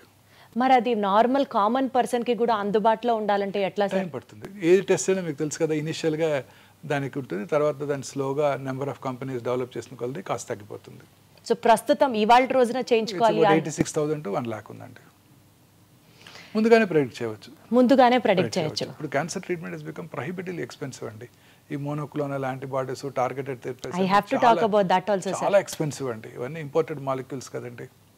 సార్ ఇందాక మీరు ఒక మాట అన్నారు, బ్రెస్ట్ క్యాన్సర్కి సంబంధించి స్క్రీనింగ్ ప్రొసీజర్స్ అని. యూజువలీ సార్, అంటే నేను ఒక బ్రాడర్ పర్స్పెక్టివ్ అడుగుతున్నాను మిమ్మల్ని.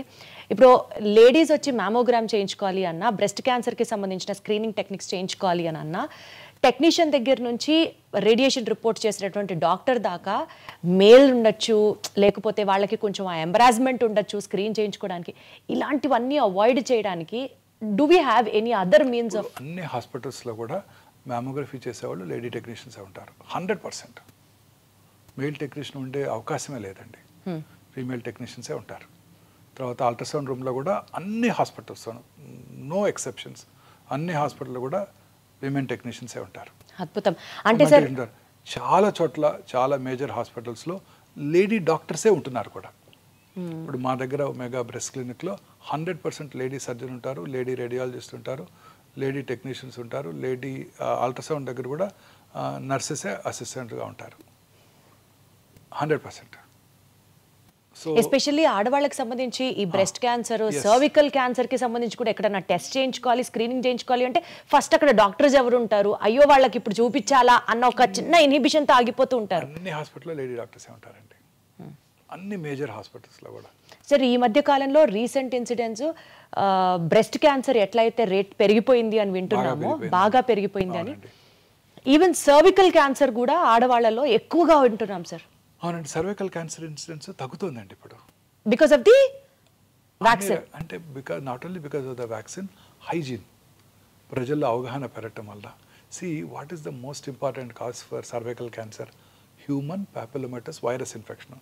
ఈ వైరస్ ఇన్ఫెక్షన్ తేమ కలిగిన వాతావరణంలో, హ్యూమిడ్ ఎన్విరాన్మెంట్, కోస్టల్ ఏరియాస్లో ఎక్కువగా వ్యాప్తి చెంది అక్కడ వాళ్ళకి socially and economically backward sections of the సొసైటీలో హైజీన్ మీద అవగాహన లేదు.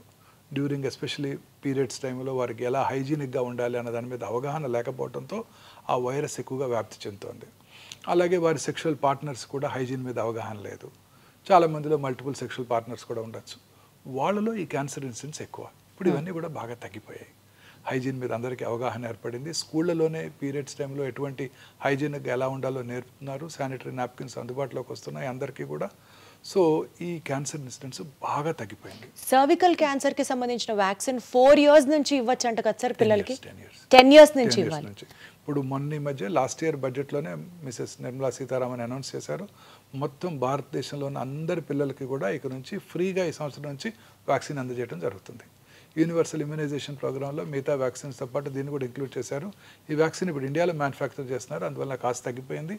And government of India proposes to deliver this vaccine to all children. This is only for cervical cancer అండి. ఈ వ్యాక్సిన్ కనుక తీసుకుంటే ప్రైమరీగా ఈ క్యాన్సర్ రాకుండా చేసుకోవచ్చండి. సార్ అసలు ఏదన్నా ఒక వ్యాక్సిన్ ఉండి అది ఏ క్యాన్సర్ రాకుండా ఉంటే బాగుండు. అలాంటి ఏదన్నా ఇన్వెన్షన్ దొరికితే బాగుండు sir. I know, but we don't know the cause for cancer yet. ప్రపంచంలో అన్నిటికన్నా ఈ ఒక్క డిసీజ్ మీద ఎక్కువ రీసెర్చ్ జరుగుతుంది. ఈవెన్ కరోనా ఉన్నప్పుడు కూడా కరోనా మీద కూడా అంత రీసెర్చ్ జరగలేదు, ఓన్లీ క్యాన్సర్ మీదే రీసెర్చ్ జరుగుతూ ఉండేది. ఇప్పటికి కూడా we can't achieve breakthrough, but breakthrough వచ్చేస్తుందండి. క్యాన్సర్ ఖచ్చితంగా మనం క్యూర్ కనుక్కుంటాం. క్యాన్సర్ని ప్రివెంట్ చేయలేమేమో కానీ క్యాన్సర్ని ఖచ్చితంగా కనుక్కుంటాం. ఇప్పుడు మనం చెప్పిన ఈ ప్రెడిక్టివ్ టెస్ట్ వల్ల క్యాన్సర్ రావటాన్ని కూడా తగ్గించవచ్చు. అది మాత్రం అద్భుతం. కాకపోతే అది అందరికీ అందుబాటులోకి రావాలి, వచ్చేస్తుంది. ఆ తర్వాత అందుబాటులోకి వస్తుంది. తర్వాత క్యాన్సర్ కూడా ట్రీట్మెంట్ కూడా వచ్చేస్తుందండి. నెక్స్ట్ 10 to 15 yearsలో definitely will have a breakthrough. అనేక రకాల క్యాన్సర్స్కి ఇప్పుడే ఇమ్యూనోథెరపీ డ్రగ్స్ అందుబాటులోకి వచ్చాయి. లేట్ స్టేజ్ క్యాన్సర్స్లో కూడా చాలామంది ఎక్కువ కాలం బ్రతికేస్తున్నారు. కాకపోతే మీరు అన్నట్టు ఆ మోనోక్లోనల్ యాంటీబాడీస్, ఆ ఇమ్యూనోథెరపీస్ అవన్నీ కూడా ప్రొహిబిటివ్లీ ఎక్స్పెన్సివ్. ఇండియాలో తయారవునప్పుడు అవి చాలా ఎక్స్పెన్సివ్గా ఉంటాయి. Once we have to import చేసినప్పుడు చాలా ఎక్స్పెన్సివ్గా ఉంటాయి. ఇప్పుడు అవి పేటెంట్ లాస్ ఎక్స్పైర్ అయినాక ఇండియాలో తయారు చేసినప్పుడు ఇవన్నీ కూడా చాలా తక్కువ కాస్ట్లో మన ప్రజలకు అందుబాటులోకి వస్తాయి. సార్ ఇప్పుడు మీరు ఇంతమంది పేషెంట్స్ని చూస్తున్నారు కదా, ఎక్స్పెన్సివ్ ట్రీట్మెంట్ అని మీరే చెప్తున్నారు కదా సార్. సో ఒక ఫ్యామిలీలో ఒక వ్యక్తికి క్యాన్సర్ వచ్చింది అని తెలిసిన వెంటనే ఫైనాన్షియల్గా వాళ్ళు ఎలా రెడీ అవుతారు సార్? ఆ టిప్స్ చెప్పండి. ప్రిపేర్డ్గా ఎలా, how do they face cancer? Rich patient కూడా పోర్ ఫ్యామిలీ అయిపోతారండి. ఒక్క మెంబర్ క్యాన్సర్ వచ్చిందంటే ఖచ్చితంగా వచ్చిన రోజు సూపర్ డీలక్స్ రూమ్లో ఉంటారు, చివర్లో ట్రీట్మెంట్ తీసుకున్నప్పుడు జనరల్ వార్డులో అడ్మిట్ అవుతారు. So this is the heart fact అండి. చాలా ఎక్స్పెన్సివ్ ట్రీట్మెంట్స్ అండి. Patients want best of the treatments. ఇప్పుడు మ్యామోగ్రఫీ మెషిన్ ఉంది. కన్వెన్షనల్ మ్యామోగ్రఫీ మెషిన్ కాస్ట్ 15 లక్షలు అయితే digital mammography 3D digital mammography machine cost 2 కోట్లు అండి. దాని యాన్యువల్ మెయింటెనెన్స్ కాంట్రాక్ట్ మళ్ళీ 40 లక్షలు ఉంటుందండి. రేడియోథెరపీ మెషిన్స్ ఉన్నాయనుకోండి, ఈ సైబర్ నైఫ్ మెషిన్ కానివ్వండి, ఏఐ పవర్డ్ రేడియోథెరపీ టెక్నాలజీ కానివ్వండి, $4 million, $5 million. వాటి యాన్యువల్ మెయింటెనెన్స్ కాంట్రాక్ట్ మళ్ళీ $700,000 ఉంటుందండి. ఒక పేద వ్యక్తికి క్యాన్సర్ వస్తే వెయిట్ చేయాల్సిందేనా సార్? ఇండియాలో మళ్ళీ డెవలప్ అయ్యి దాని గురించి ఎక్కువ మెడిసిన్స్ వచ్చేది వాళ్ళంతా ఎక్స్పెన్సెస్ ఎలాగోలా తెచ్చి కష్టపడి ట్రీట్మెంట్ తీసుకుంటూ ఉంటారు ప్రాణం మీద తీపితో. అన్ని రకాల మెడిసిన్స్ కూడా ఎక్స్పెన్సివేనండి. ప్రతిదీ ఎక్స్పెన్సివే. రోబోటిక్ సర్జరీ చేయాలంటే డిస్పోజబుల్ ఇన్స్ట్రుమెంట్స్, డిస్పోజబుల్ ఎక్విప్మెంట్ అన్ని కాస్ట్ పెరిగిపోతున్నాయండి. అన్ని రకాల మెడిసిన్స్ పేటెంట్ లాస్ వల్ల అన్ని చాలా ఎక్స్పెన్సివ్గా ఉంటున్నాయి. అన్ని రకాల ఇమ్యూనోథెరపీస్, టార్గెటెడ్ థెరపీస్ అన్నీ ఇంపోర్ట్ చేసుకునేవే. అలాగే PET CT scan, conventional PET CT స్కాన్లో రేడియేషన్ ఎక్స్పోజర్ ఎక్కువగా ఉంటుంది. Digital PET scan machine, conventional PET CT scan machine 5 to 6 crores అయినట్టయితే digital PET scan machine 14 to 18 crores అవుతుంది. On top of it annual maintenance contract సంవత్సరానికి అది పెరిగిపోతుంటుంది. And ఎన్నాళ్ళు వాడగలం each machine? Not more than 10 years. 10 yearsలో మళ్ళీ replace చేసేయాలి. ఇంత కాస్ట్లీ ట్రీట్మెంట్ ఇప్పించినా సరే, సర్జరీ చేసినా సరే, తిరిగి మళ్ళీ క్యాన్సర్ రెమిషన్ నుంచి ఉంటుందా లేదా, తిరిగి వస్తుందా లేదా, తిరిగి రాదా అని చెప్పడానికి కూడా గ్యారంటీ లేదు. ఇందాక చెప్పాను కదండి, the unpredictable biological behaviour of the tumour makes the most predictable treatment unpredictable. అంటే సార్ అసలు క్యాన్సర్ మనిషికి రానేకూడదు. మనం అనుకునే కోరిక అదొక్కటే. చాలా ఎక్స్పెన్సివ్ అండి, ట్రీట్మెంట్ ఈజ్ వెరీ ఎక్స్పెన్సివ్. ప్రజలు తిట్టుకుంటూ ఉంటారు డాక్టర్స్ని, బట్ వాళ్ళే బెస్ట్ ట్రీట్మెంట్ కావాలనుకుంటూ ఉంటారు, వాళ్ళే అడుగుతారు. అంటున్నారు కదా సార్, ఏదో కీమోథెరపీలో గేమ్ చేంజర్స్ వచ్చేసాయి, ఇమ్యూనో టార్గెటెడ్ థెరపీస్ అంటే అసలు game changers, but they are very expensive. Very expensive, they are beyond the reach of a rich man. And ఎన్నాళ్ళు వాడాలి? వాడుతూనే ఉండాలి. అదేమి ఒక 6 కోర్సులు వాడి ఆపేస్తే ఇంకా వాడు బతికేస్తారు అనుకుంటే వాడేస్తారు. ₹1 కోటి ఖర్చు పెట్టండి మీకు క్యూర్ అవుతుంది అనుకుంటే రెడీగా ఉంటారు చాలామంది. ఏమి గ్యారంటీ లేదే. మరి ఎట్లా సార్, ఒక పేదవాడికి క్యాన్సర్ వస్తే దిక్కేంటి సార్? అంటే ఇప్పుడు గవర్నమెంట్ అనేక రకాలుగా ఈ ఆయుష్మాన్ భారత్, ఆరోగ్యశ్రీ ద్వారా చాలామంది క్యాన్సర్ పేషెంట్స్కి అతి తక్కువ ఖర్చులో ఫ్రీగా కూడా ట్రీట్మెంట్ చేయగలుగుతున్నాం. అదొక్కటే మనకి గ్రేటెస్ట్ అసెట్. సార్ నాకు ఒకటి అనిపిస్తుంది, చెప్పండి sir if I'm wrong or right. ఇప్పుడు మనకి ఈ ఇన్సూరెన్స్లు ఉంటాయి చూడండి సార్, క్యాన్సర్ ట్రీట్మెంట్కి ఇన్సూరెన్స్ ఇస్తారు. మీరు ఇందాక అర్లీ క్యాన్సర్ డిటెక్టివ్ టెస్ట్ చెప్పారు చూడండి, దానికి ఇస్తే చాలా మంది కనీసం చేసుకొని సిచ్యువేషన్ వర్స్ట్ చేయరు కదా సార్. వాటికి ఎవరు ఇన్సూరెన్స్, అన్ని రకాల క్యాన్సర్ ట్రీట్మెంట్స్ కూడా ఇన్సూరెన్స్ కవర్ అవ్వదు. అందులో చిన్న చిన్న లెటర్స్లో పెద్ద పాలసీ సైన్ చేశారా మీరు? ఇన్సూరెన్స్ పాలసీ కట్టినప్పుడు ముందు ఇమీడియట్గా మీరు ఒక 50 lakhs $1 crore ఇన్సూరెన్స్ తీసుకోండి. చిన్నపిల్లలు మీకు ఇన్సూరెన్స్ ఇస్తారు. ఇప్పుడు పెద్ద వయసు వచ్చినాక 50 ఏళ్ళు వచ్చాక ఇన్సూరెన్స్ అడిగితే అంత అమౌంట్కి ఇవ్వని కూడా ఎవరు, ప్రీమియం చాలా ఎక్కువగా ఉంటుంది పిల్లలు కాబట్టి మీకు ఇప్పుడు ఇస్తారు. అందులో చిన్న లెటర్స్, స్మాల్ లెటర్స్లో చాలా ఉంటాయి. అవన్నీ చదవకుండా మనం చివరిలో సంతకం పెట్టేస్తాం. అందులో చాలా ఉంటాయి. ఈ కీమోథెరపీకి ఇన్ని లక్షలు ఇస్తాము, టార్గెటెడ్ థెరపీ కవర్ చేయము, ఇమ్యూనోథెరపీ కవర్ చేయమని కూడా రాసి ఉంటున్నాయి చాలా రకాల ఇన్సూరెన్స్ బ్రోషర్స్లో. తెలియక సైన్ చేసి తీసుకుంటూ ఉంటారు. సో చాలామందికి ఆ ఇన్సూరెన్స్ ఉన్నా కూడా కవర్ అవ్వట్లేదు. సార్ భయం వేస్తాను సార్ ఒక్కసారి చెప్పాలంటే. క్యాన్సర్కి ఇంతే కవర్ చేస్తాం, కీమోథెరపీకి ఇంత, మీ లిమిట్ అయిపోయింది, సబ్ లిమిట్ ఇంతే. మీరు నాకు అన్నట్లు అసలు క్యాన్సరే రాకూడదు సార్. అంతే, ఏ ఎలిమెంట్ రాకూడదు. ఏ ఎలిమెంట్ రాకూడదు అంటే మనం ప్రశాంతంగా బ్రతకాలి సార్. ప్రశాంతత, ఆ పాయింట్ దగ్గరికి వస్తున్నాను సార్. సంతోషంగా బ్రతకాలి, సంతోషంగా కాదు హ్యాపీగా బ్రతకాలి. ఏది ఏమైనా చెక్కు చెదరకూడదు సార్. సంతోషం అన్న వెంటనే దాని ఆపోజిట్ గుర్తొస్తుంది. స్ట్రెస్ లేని లైఫ్ ఇవాళ లేదు కదా సార్. స్ట్రెస్కి, క్యాన్సర్కి, క్యాన్సర్ తిరిగి రావడానికి 20 to 30% కారణం స్ట్రెస్సే అని అంటున్నారు, నిజమేనా? అంతకన్నా ఎక్కువేనండి నా ఉద్దేశం, నా ఎక్స్పీరియన్స్లో. చాలా మంది ఇగ్నరెంట్ పేషెంట్స్ ఉంటారు. వారి హస్బెండ్ కొడుకో ట్రీట్మెంట్ తీసుకొస్తారు, హ్యాపీగా ట్రీట్మెంట్ తీసుకుంటారు, వెళ్ళిపోతారు. నన్ను అడుగుతారు బాగున్నానా డాక్టర్ అంటే, బాగున్నారంటే చాలా హ్యాపీ. సాయంకాలం ఇన్వెస్టిగేషన్ చేసి మీరు చాలా బాగున్నారమ్మంటే నన్ను మొక్కో లేకపోతే నాకు దండం పెట్టో వెళ్ళిపోతారు. చాలా హ్యాపీగా ఉంటారు. వాళ్ళకి ఏం తెలియదు, వాళ్ళకి అసలు ఎప్పుడు తిరిగి రాదు. చాలామంది భయపడుతుంటారు, చదివేస్తుంటారు. తిరిగి వస్తుంట కదా డాక్టర్ గారు, నాది ERPR నెగటివ్ క్యాన్సర్ అంట కదా, నాకు తిరిగి వస్తుందంట కదా అని భయపడుతుంటారు. వాళ్ళకి ఖచ్చితంగా తిరిగి వస్తుంది. సో ప్రశాంతంగా అన్ని రకాల జబ్బులకి కూడా సంతోషము, మానసిక ప్రశాంతత ముఖ్యం. క్యాన్సర్ ఉందని తెలిస్తే ఎలా సంతోషంగా ఉంటారు సార్? మీకైనా అదే నేను చెప్పేది అదే. అందుకే చాలా మంది పేషెంట్ మనం ప్రిపేర్ చేయాలి. ఎంత లేట్ స్టేజ్ అయినా పేషెంట్కి మీరు చెప్పక్కర్లేదు. నా ఉద్దేశం అదే. నేను చాలాసార్లు అసలు ఎవరికి చెప్పను, అన్లెస్ వాళ్ళ రిలేటివ్స్ ఇన్సిస్ట్ చేస్తే తప్ప పేషెంట్కి చెప్పను. సో ఏం పర్లేదు, తగ్గిపోతుంది అని ధైర్యం చెప్తాను. మీకు నిజం తెలుసు, నాకు తెలుసు, వాళ్ళ అటెండ్ ఫ్యామిలీ మెంబర్స్కి కూడా తెలుసు. కానీ అలాంటి వాళ్ళే they do very well. So మీరు నేను కూడా ప్రశాంతంగా ఉండాలి. మానసికంగా మనం ప్రశాంతంగా ఉంటే ఏ జబ్బులు రావు. ప్రశాంతత ఎక్కడ దొరుకుతుంది సార్? కేజీ ఎంత సార్ ప్రశాంతత? అది సంపాదించుకోగలటం మన గొప్పతనం మేడం. ఏది ఏమైనా మనం మాత్రం హ్యాపీగా ఉండాలి. ఎలాంటి ఆపద వచ్చినా మనం ప్రశాంతంగా ఉంటే దాన్ని గెలవచ్చు. సో ఉదాహరణకి చాలాసార్లు మీరు క్రికెట్ మ్యాచ్ చూస్తుంటారు, లాస్ట్ ఓవర్ ఎవరు ప్రశాంతంగా ఆడితే వాళ్ళే గెలుస్తారు కదా. 20-20. మీరు ఎట్లా ఉంటారు sir despite of all so many stresses daily? మీ ప్రశాంతంగా మీరు ఏం చేస్తారు every day to be so peaceful? See, you have to be at this age. I'm 60 now. I crossed 60. నాకు ఇంకేం ఆందోళన ఉందండి. But otherwise also, sir, I've achieved whatever I wanted. I don't want anything else. I'm doing my job. I do రెగ్యులర్గా నా food మంచిగా చక్కగా తీసుకుంటాను. అన్ని రకాలుగా హ్యాపీగా ఉన్నాను. నాకు ఏ ప్రాబ్లమ్స్ లేవు. చాలాసార్లు నాకు ఇబ్బంది వచ్చేది, పేషెంట్కి సర్జరీ చేసాక ఏమైనా కాంప్లికేషన్స్ వచ్చాయనుకోండి, వాళ్ళు పెట్టే బాధే నాకు బాధ, లేకపోతే ఏముండదు. అన్ని రకాలుగా చెప్తాము. కొన్ని రకాల మేజర్ సర్జరీస్ చేసినప్పుడు కాంప్లికేషన్స్ రావచ్చు. కాంప్లికేషన్ రాకుండా ఏ సర్జన్ కూడా సర్జరీ చేయలేరు. ప్రపంచంలో బెస్ట్ ఆఫ్ ద టీమ్స్కి మేయో క్లినిక్లో అయినా, రాయల్ మాస్టన్ హాస్పిటల్ అయినా కాంప్లికేషన్స్ వస్తాయి సర్జరీ తర్వాత. పేషెంట్స్ ఆ కాంప్లికేషన్ వచ్చినప్పుడు రిలేటివ్స్ మాకు చాలా ఇబ్బంది పెడుతుంటారు. అలాంటి చిన్న చిన్న ఇబ్బందులు తప్ప నాకు ఏ రకమైన ఇబ్బంది నన్ను అసలు బాధ పెట్టదు నన్ను. అంటే మీరు మెడిటేషన్ చేస్తారా sir everyday? My OP is my meditation. చెప్పాను కదా 8 o'clock ఓపీలోకి వెళ్తే 1 వరకు టైమే తెలియదు నాకు, అసలు క్లాక్ ఉండదు. 1 o'clock రాగానే తెలుస్తుంది కొంచెం కడుపులో ఆకలేస్తుంటుంది.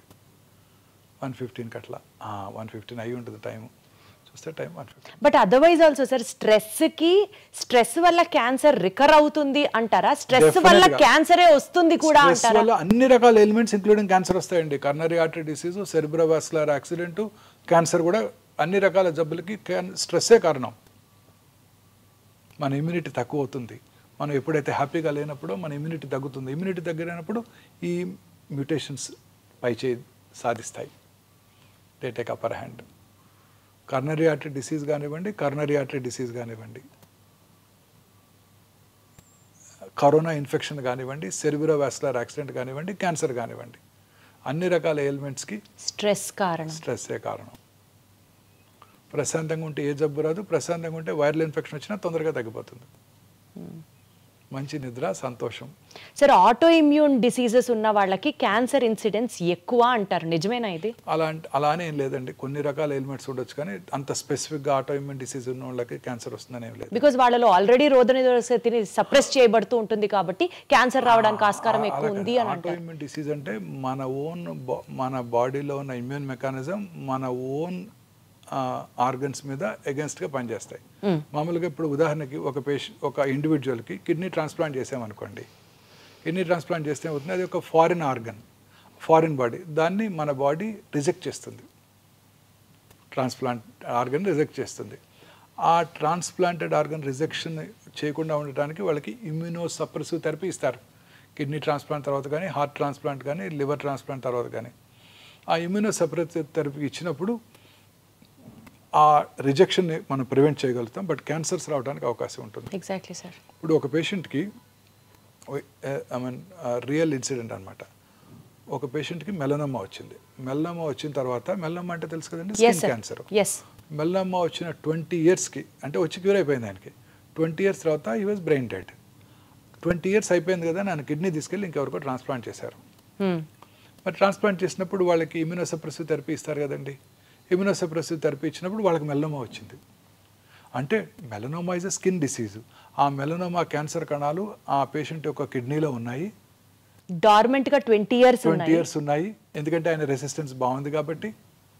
20 years తర్వాత ఇక్కడ ఇమ్యూనోసప్రెస్డ్ ఇండివిజువల్, ఎందుకంటే ఇమ్యూనోసప్రెసివ్ థెరపీ ఇచ్చారు కాబట్టి ఆ ట్రాన్స్ప్లాంట్ రెసిపియంట్కి melanoma took upper hand and he got melanoma. So again emphasizing the fact that immunity is the most important factor. If you are happy, your immune system is strong. Yes. If you are stressed, that's all. Finish. The story ends. Yes. Sir, ఇంకొక point sir, ఇప్పుడు ప్రతి ఒక్కళ్ళు perfumes use చేయడాలు, under arms కానివ్వండి, లేకపోతే deodorants use చేయడాలు, ఇలాంటి వాటికి బ్రెస్ట్ క్యాన్సర్ వస్తుంది అలానేం లేదండి. అనేక రకాల పర్ఫ్యూమ్స్లో కొన్ని రకాల సబ్స్టెన్సెస్ ఉంటాయి. వాటి వల్ల హార్మోన్ బ్యాలెన్స్ దెబ్బతిని వాళ్ళలో బ్రెస్ట్ క్యాన్సర్, ప్రాస్టేట్ క్యాన్సర్ వచ్చే అవకాశాలు కొంచెం ఎక్కువగా ఉంటాయి కదా. మామూలుగా ఈ బ్రాండెడ్ పర్ఫ్యూమ్స్లో ఈ కెమికల్స్ అన్ని తక్కువగానే వాడుతుంటారు. పర్వాలేదు. చీపర్ పర్ఫ్యూమ్స్ కొన్నప్పుడే ఈ ప్రాబ్లమ్స్ ఉంటాయి. డియోడ్రెంట్స్ వలన చాలా మందిలో ఒక అపోహ ఉంది, డియోడ్రెంట్ రాసుకుంటే బ్రెస్ట్ క్యాన్సర్ వస్తుందని. ఇది పూర్తిగా అపోహం మాత్రమే. డియోడ్రెంట్ వలన బ్రెస్ట్ క్యాన్సర్ రాదు. కానీ మంచి క్వాలిటీ డియోడ్రెంట్స్ వాడుకోవాలి, వెంటిలేషన్ అది బాగుండాలి. చాలా రకాల డియోడ్రెంట్స్ వలన అక్కడ స్వెట్ గ్లాండ్స్ యొక్క డక్ట్స్ బ్లాక్ అయ్యి అక్కడ ఇన్ఫెక్షన్స్ వచ్చే అవకాశం ఎక్కువగా ఉంటుంది. అంతే తప్ప క్యాన్సర్ వచ్చే అవకాశం లేదు. సార్, ఎస్పెషల్లీ విమెన్లో ఇన్నర్ వేర్ టైట్గా ఉండడం వల్ల కానీ, బ్రాస్ అండర్ వైర్డ్ ఉండడం వల్ల కానీ బ్రెస్ట్ క్యాన్సర్ రావడానికి ఆస్కారం ఎక్కువ ఉంది అన్నది ఒకటి చదివాను నేను. లేదు మేడం, దానికి దీనికి సంబంధం లేదు. No, not at all. Perfect sir, perfect. చాలామంది కొంతమంది టాల్కమ్ పౌడర్ వాడుతున్నప్పుడు ఇన్నర్ వేర్ వేసుకున్న తర్వాత లోపల ఎస్పెషల్లీ ప్రైవేట్ పార్ట్స్ దగ్గర వాళ్ళలోకి ఆ పౌడర్, కొన్నిసార్లు ఆ పౌడర్లో ఉండే కెమికల్స్ వెజైనా ద్వారా లోపలికి వెళ్ళి కొన్ని రకాల ఓవేరియన్ క్యాన్సర్ వస్తుందని కొన్ని స్టడీస్ చూపించాయి. చాలా రకాల ఇప్పుడు ప్రముఖ టాల్కమ్ పౌడర్స్ కంపెనీస్ మీద చాలా లా సూట్స్ కూడా అనేక దేశాల్లో ఉన్నాయి. పౌడర్ వేసుకుంటే క్యాన్సర్ రావడం ఏంటి సార్? అంటే ఆ ఇంటిమేట్గా ఆ ఇన్నర్స్ లోపల ప్రైవేట్ పార్ట్స్ దగ్గర వేసుకున్నట్టయితే అక్కడ ఎస్పెషల్లీ ముఖ్యంగా స్త్రీలలో వచ్చే అవకాశం ఎక్కువగా ఉంటుంది. ప్రిఫరబుల్లీ అలాంటివి అవాయిడ్ చేయడం better. Big note all the talcum powders ఈ క్షణం నుంచి అర్థమైంది సార్ నాకు.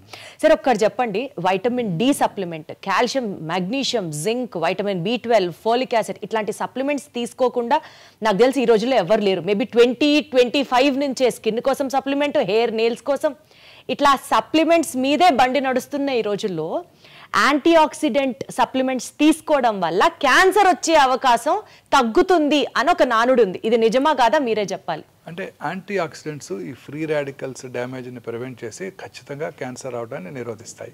ఓకే, అందులో అనుమానమే లేదు. క్లియర్. యాంటీ ఆక్సిడెంట్స్ రెగ్యులర్గా తీసుకోవడం వల్ల క్యాన్సర్ రాదని చెప్పలేము, కానీ యాంటీ ఆక్సిడెంట్ తీసుకోవడం వల్ల నష్టం అయితే లేదు, బెనిఫిషియల్ ఎఫెక్ట్సే ఉంటాయి. మితంగా రెగ్యులర్గా ఒకటి తీసుకున్నట్టు వల్ల నష్టం మాత్రం లేదు. Super sir. సార్ ఒక చిన్న ర్యాపిడ్ ఫైర్ లాంటిది కంటిన్యూ చేద్దాం సార్, సో దట్ మిత్స్ అన్ని డీమిత్ చేసేద్దాం ఒక్కసారితో. To start with, cancer spreads if a tumour is operated on. ఇది చాలా కామన్ మిస్కన్సెప్షన్ అండి. కత్తి పెడితే క్యాన్సర్ పెరిగిపోతుంది. ఇది ఖచ్చితంగా అపోహ మాత్రమే. క్యాన్సర్ని సర్జరీ చేయడం ద్వారానే క్యూర్ చేయగలం. ఇందాక మనం డిస్కస్ చేసాం సాలిడ్ ట్యూమర్స్, హిమటలాజికల్స్. బ్రెయిన్ ట్యూమర్ నుంచి కాల్లో చిటికెన్ వేలు వరకు వచ్చే మెలనోమా వరకు కూడా అర్లీ స్టేజ్లో క్యాన్సర్ డయాగ్నోస్ చేస్తే సర్జరీ అంటే శస్త్రచికిత్స చేయడం ద్వారానే క్యూర్ చేయగలం. ఇంకా ఏ ఇతర చికిత్స క్యూర్ చేయలేదు. సో ఇది పూర్తిగా అపోహ మాత్రమే. నిజం ఏంటంటే క్యాన్సర్ క్యూర్ చేయాలంటే సర్జరీ చేయాల్సిందే. సార్ అర్లీ స్టేజెస్ లో కనుక డిటెక్ట్ చేస్తే క్యాన్సర్ ని మనం వాళ్ళని కంప్లీట్ గా నివారించచ్చా? క్యాన్సర్ అంటే ఇంకా వాళ్ళ క్యాన్సర్ లేకుండా సర్జరీ చేసి క్యూర్ చేయగలం. సర్జరీ చేసి అర్లీ స్టేజ్ లో కూడా? ఎస్, ఎర్లీ స్టేజ్ లోనే సర్జరీ చేస్తాం. అచ్చా. కార్సినోమా టమ్ కానివ్వండి, బ్రెయిన్ క్యాన్సర్ కానివ్వండి, లంగ్ క్యాన్సర్ కానివ్వండి, అర్లీ స్టేజ్ లోనే సర్జరీ చేయడం జరుగుతుంది. Perfect sir. స్మోక్ చేసే వాళ్ళకే లంగ్ క్యాన్సర్ వస్తుంది? లేదు, స్మోక్ చేయని 12 ఏళ్ళ ఆడపిల్ల కూడా లంగ్ క్యాన్సర్ రావచ్చు. సరే, మగవాళ్ళకి బ్రెస్ట్ క్యాన్సర్ అన్నారు, 12 ఏళ్ళ ఆడవాళ్ళకి లంగ్ క్యాన్సర్ అంటున్నారు. స్మోక్ చేయని 12 ఏళ్ళ ఆడపిల్లకి వారి తండ్రి గారు కూడా స్మోక్ చేయలేదు, పాసివ్ స్మోకర్ కూడా కదా అమ్మాయి. చాలా మంది లేడీస్ రెగ్యులర్గా చూస్తుంటాను. కానీ లేడీస్లో వచ్చే లంగ్ క్యాన్సర్స్ జనరల్గా ఇందాక నేను చెప్పాను జెనెటిక్ మ్యూటేషన్ వల్ల వస్తుందని. ఆ జెనెటిక్ మ్యూటేషన్ వల్ల వచ్చే అవకాశాలు ఎక్కువగా ఉంటాయి. ముఖ్యంగా భారతీయ స్త్రీలు స్మోక్ చేయరు కాబట్టి వాళ్ళందరిలో కూడా సింపుల్ ఆ జెనెటిక్ మ్యూటేషన్ టార్గెట్ చేసే టాబ్లెట్ తీసుకుని వాళ్ళు సంవత్సరాలు బతికేస్తుంటారు. ఓ, జెనెటిక్ మ్యూటేషన్ ని క్యాన్సర్ టాబ్లెట్ ద్వారా కూడా నివారించవచ్చు, లాంజివిటీ పెంచొచ్చు. లాంజివిటీ పెంచొచ్చు. ఇందాక చెప్పాము మనం కొన్ని జీన్స్ మ్యూటేషన్ వల్ల క్యాన్సర్ వస్తుంది. క్యాన్సర్ కి టాబ్లెట్స్ ఉన్నాయా సార్? ఈ జెనెటిక్ మ్యూటేషన్ కనుక ఉన్నట్టయితే స్త్రీలలో ఉంటాయి కూడా. వాళ్ళలో మన భారతీయ స్త్రీల్లో 100కి 70 నుంచి 80 మందికి లంగ్ క్యాన్సర్ పేషెంట్స్లో స్త్రీలలో వచ్చినప్పుడు ఈ జెనెటిక్ మ్యూటేషన్ ఉంటుంది. దాన్ని టార్గెట్ చేసే మందులు ఇప్పుడు మనకి కమర్షియల్గా అందుబాటులో ఉన్నాయి. అవి తీసుకున్నట్టయితే వాళ్ళు దాంతోనే బతికేస్తారు, ఇంటి దగ్గరే ఉంటూ హాస్పిటల్కి కూడా రాకుండా. సార్ ఇది అసలు ఒక క్యాన్సర్ గైడ్ సార్ ఇవాళ మన ఎపిసోడ్. ఎన్ని విషయాలు తెలుస్తున్నాయి అంటే, కొత్త విషయాలు. అట్లీస్ట్ నాకైతే మాత్రం చాలా కొత్తగా ఉంది సార్ ఇంటర్వ్యూ. షుగర్ తింటే క్యాన్సర్ పెరిగిపోతుంది. True. Sugar especially refined white sugar కనుక తీసుకోవటం పూర్తిగా అవాయిడ్ చేయడం బెటర్ అండి. కాంప్లెక్స్ షుగర్స్ తీసుకోవటం, ప్రాసెస్డ్ షుగర్స్ని అవాయిడ్ చేస్తూ కాంప్లెక్స్ కార్బోహైడ్రేట్స్ తీసుకోవటం మంచిది. ఒకసారి క్యాన్సర్ వస్తే తిరిగి మళ్ళీ వస్తూనే ఉంటుంది. క్యాన్సర్ కనుక వచ్చినట్టయితే తిరిగి వచ్చే అవకాశాలు ఎక్కువగా ఉంటాయి. అది ఆ క్యాన్సర్ యొక్క డిసీజ్ స్టేజ్ని బట్టి, క్యాన్సర్ యొక్క బిహేవియర్ని బట్టి ఆధారపడి ఉంటుంది.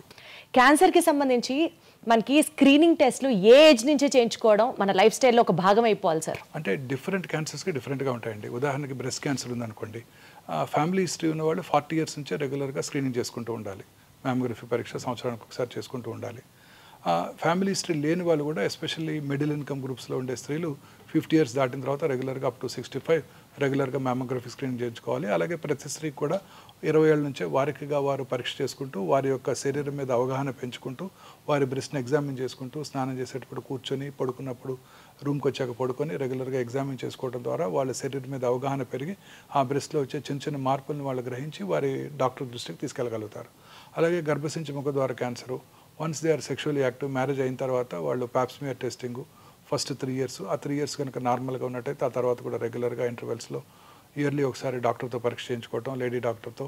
అదే టైంలో బ్రెస్ట్ ఎగ్జామినేషన్ ఎలా చేసుకోవాలో నేర్చుకోవటం, ఆఫీస్ ఎగ్జామినేషన్ సంవత్సరానికి ఒకసారి అవసరమైతే ముఖ్యంగా కోస్టల్ ఏరియాస్లో ఉన్న స్త్రీలంతా కూడా ప్యాప్స్మియర్ చేయించుకోవటం very important. This is only for women sir? మగవాళ్ళకి ఎలాంటి ప్రీ క్యాన్సర్ టెస్ట్లు అక్కర్లేదా? మగవాళ్ళకి ప్రాస్టేట్ క్యాన్సర్కి ఒక టెస్ట్ ఉందండి. 50 years దాటిన తర్వాత ప్రతి పురుషుడు కూడా రెగ్యులర్గా simple blood test PSA prostate specific antigen test చేసుకోవడం ద్వారా క్యాన్సర్ అవడానికి ముందుగా పసిగట్టవచ్చు. ఇంత ముందు కాలంలో ప్రాస్టేట్ క్యాన్సర్ భారతదేశంలో ఎక్కువగా కనబడేది కాదు. ఇప్పుడు 2022 ICMR స్టడీలో ఇది సెకండ్ కామనెస్ట్ క్యాన్సర్ భారతదేశంలో కూడా. సో అందుకని ప్రతి పురుషుడు కూడా రెగ్యులర్గా ఈ PSA టెస్ట్ చేయించుకుంటూ ఉండాల్సి ఉంటుంది. అలాగే స్మోక్ చేసే పురుషులు ఎస్పెషలీ 10 years కనుక స్మోక్ చేస్తే, రోజుకు ఒక cigarette packet 10 cigarettes తాగినట్టయితే 10 smoke years అంటారు. వాళ్ళు రెగ్యులర్గా 6 నెలలకు ఒకసారి లో డోసేజ్ CT స్కాన్ మిషన్స్తో CT స్కాన్ చేయించుకోవడం ద్వారా క్యాన్సర్ అవటాన్ని ముందుగా పసిగట్టవచ్చు. ఈ 2 క్యాన్సర్స్కే స్క్రీనింగ్ అందుబాటులో ఉంది పురుషుల్లో. స్త్రీలలో బ్రెస్ట్ క్యాన్సరు, గర్భసంచి ముఖద్వార క్యాన్సర్కి రెగ్యులర్గా స్క్రీన్ చేసుకుంటూ ఉండాలి.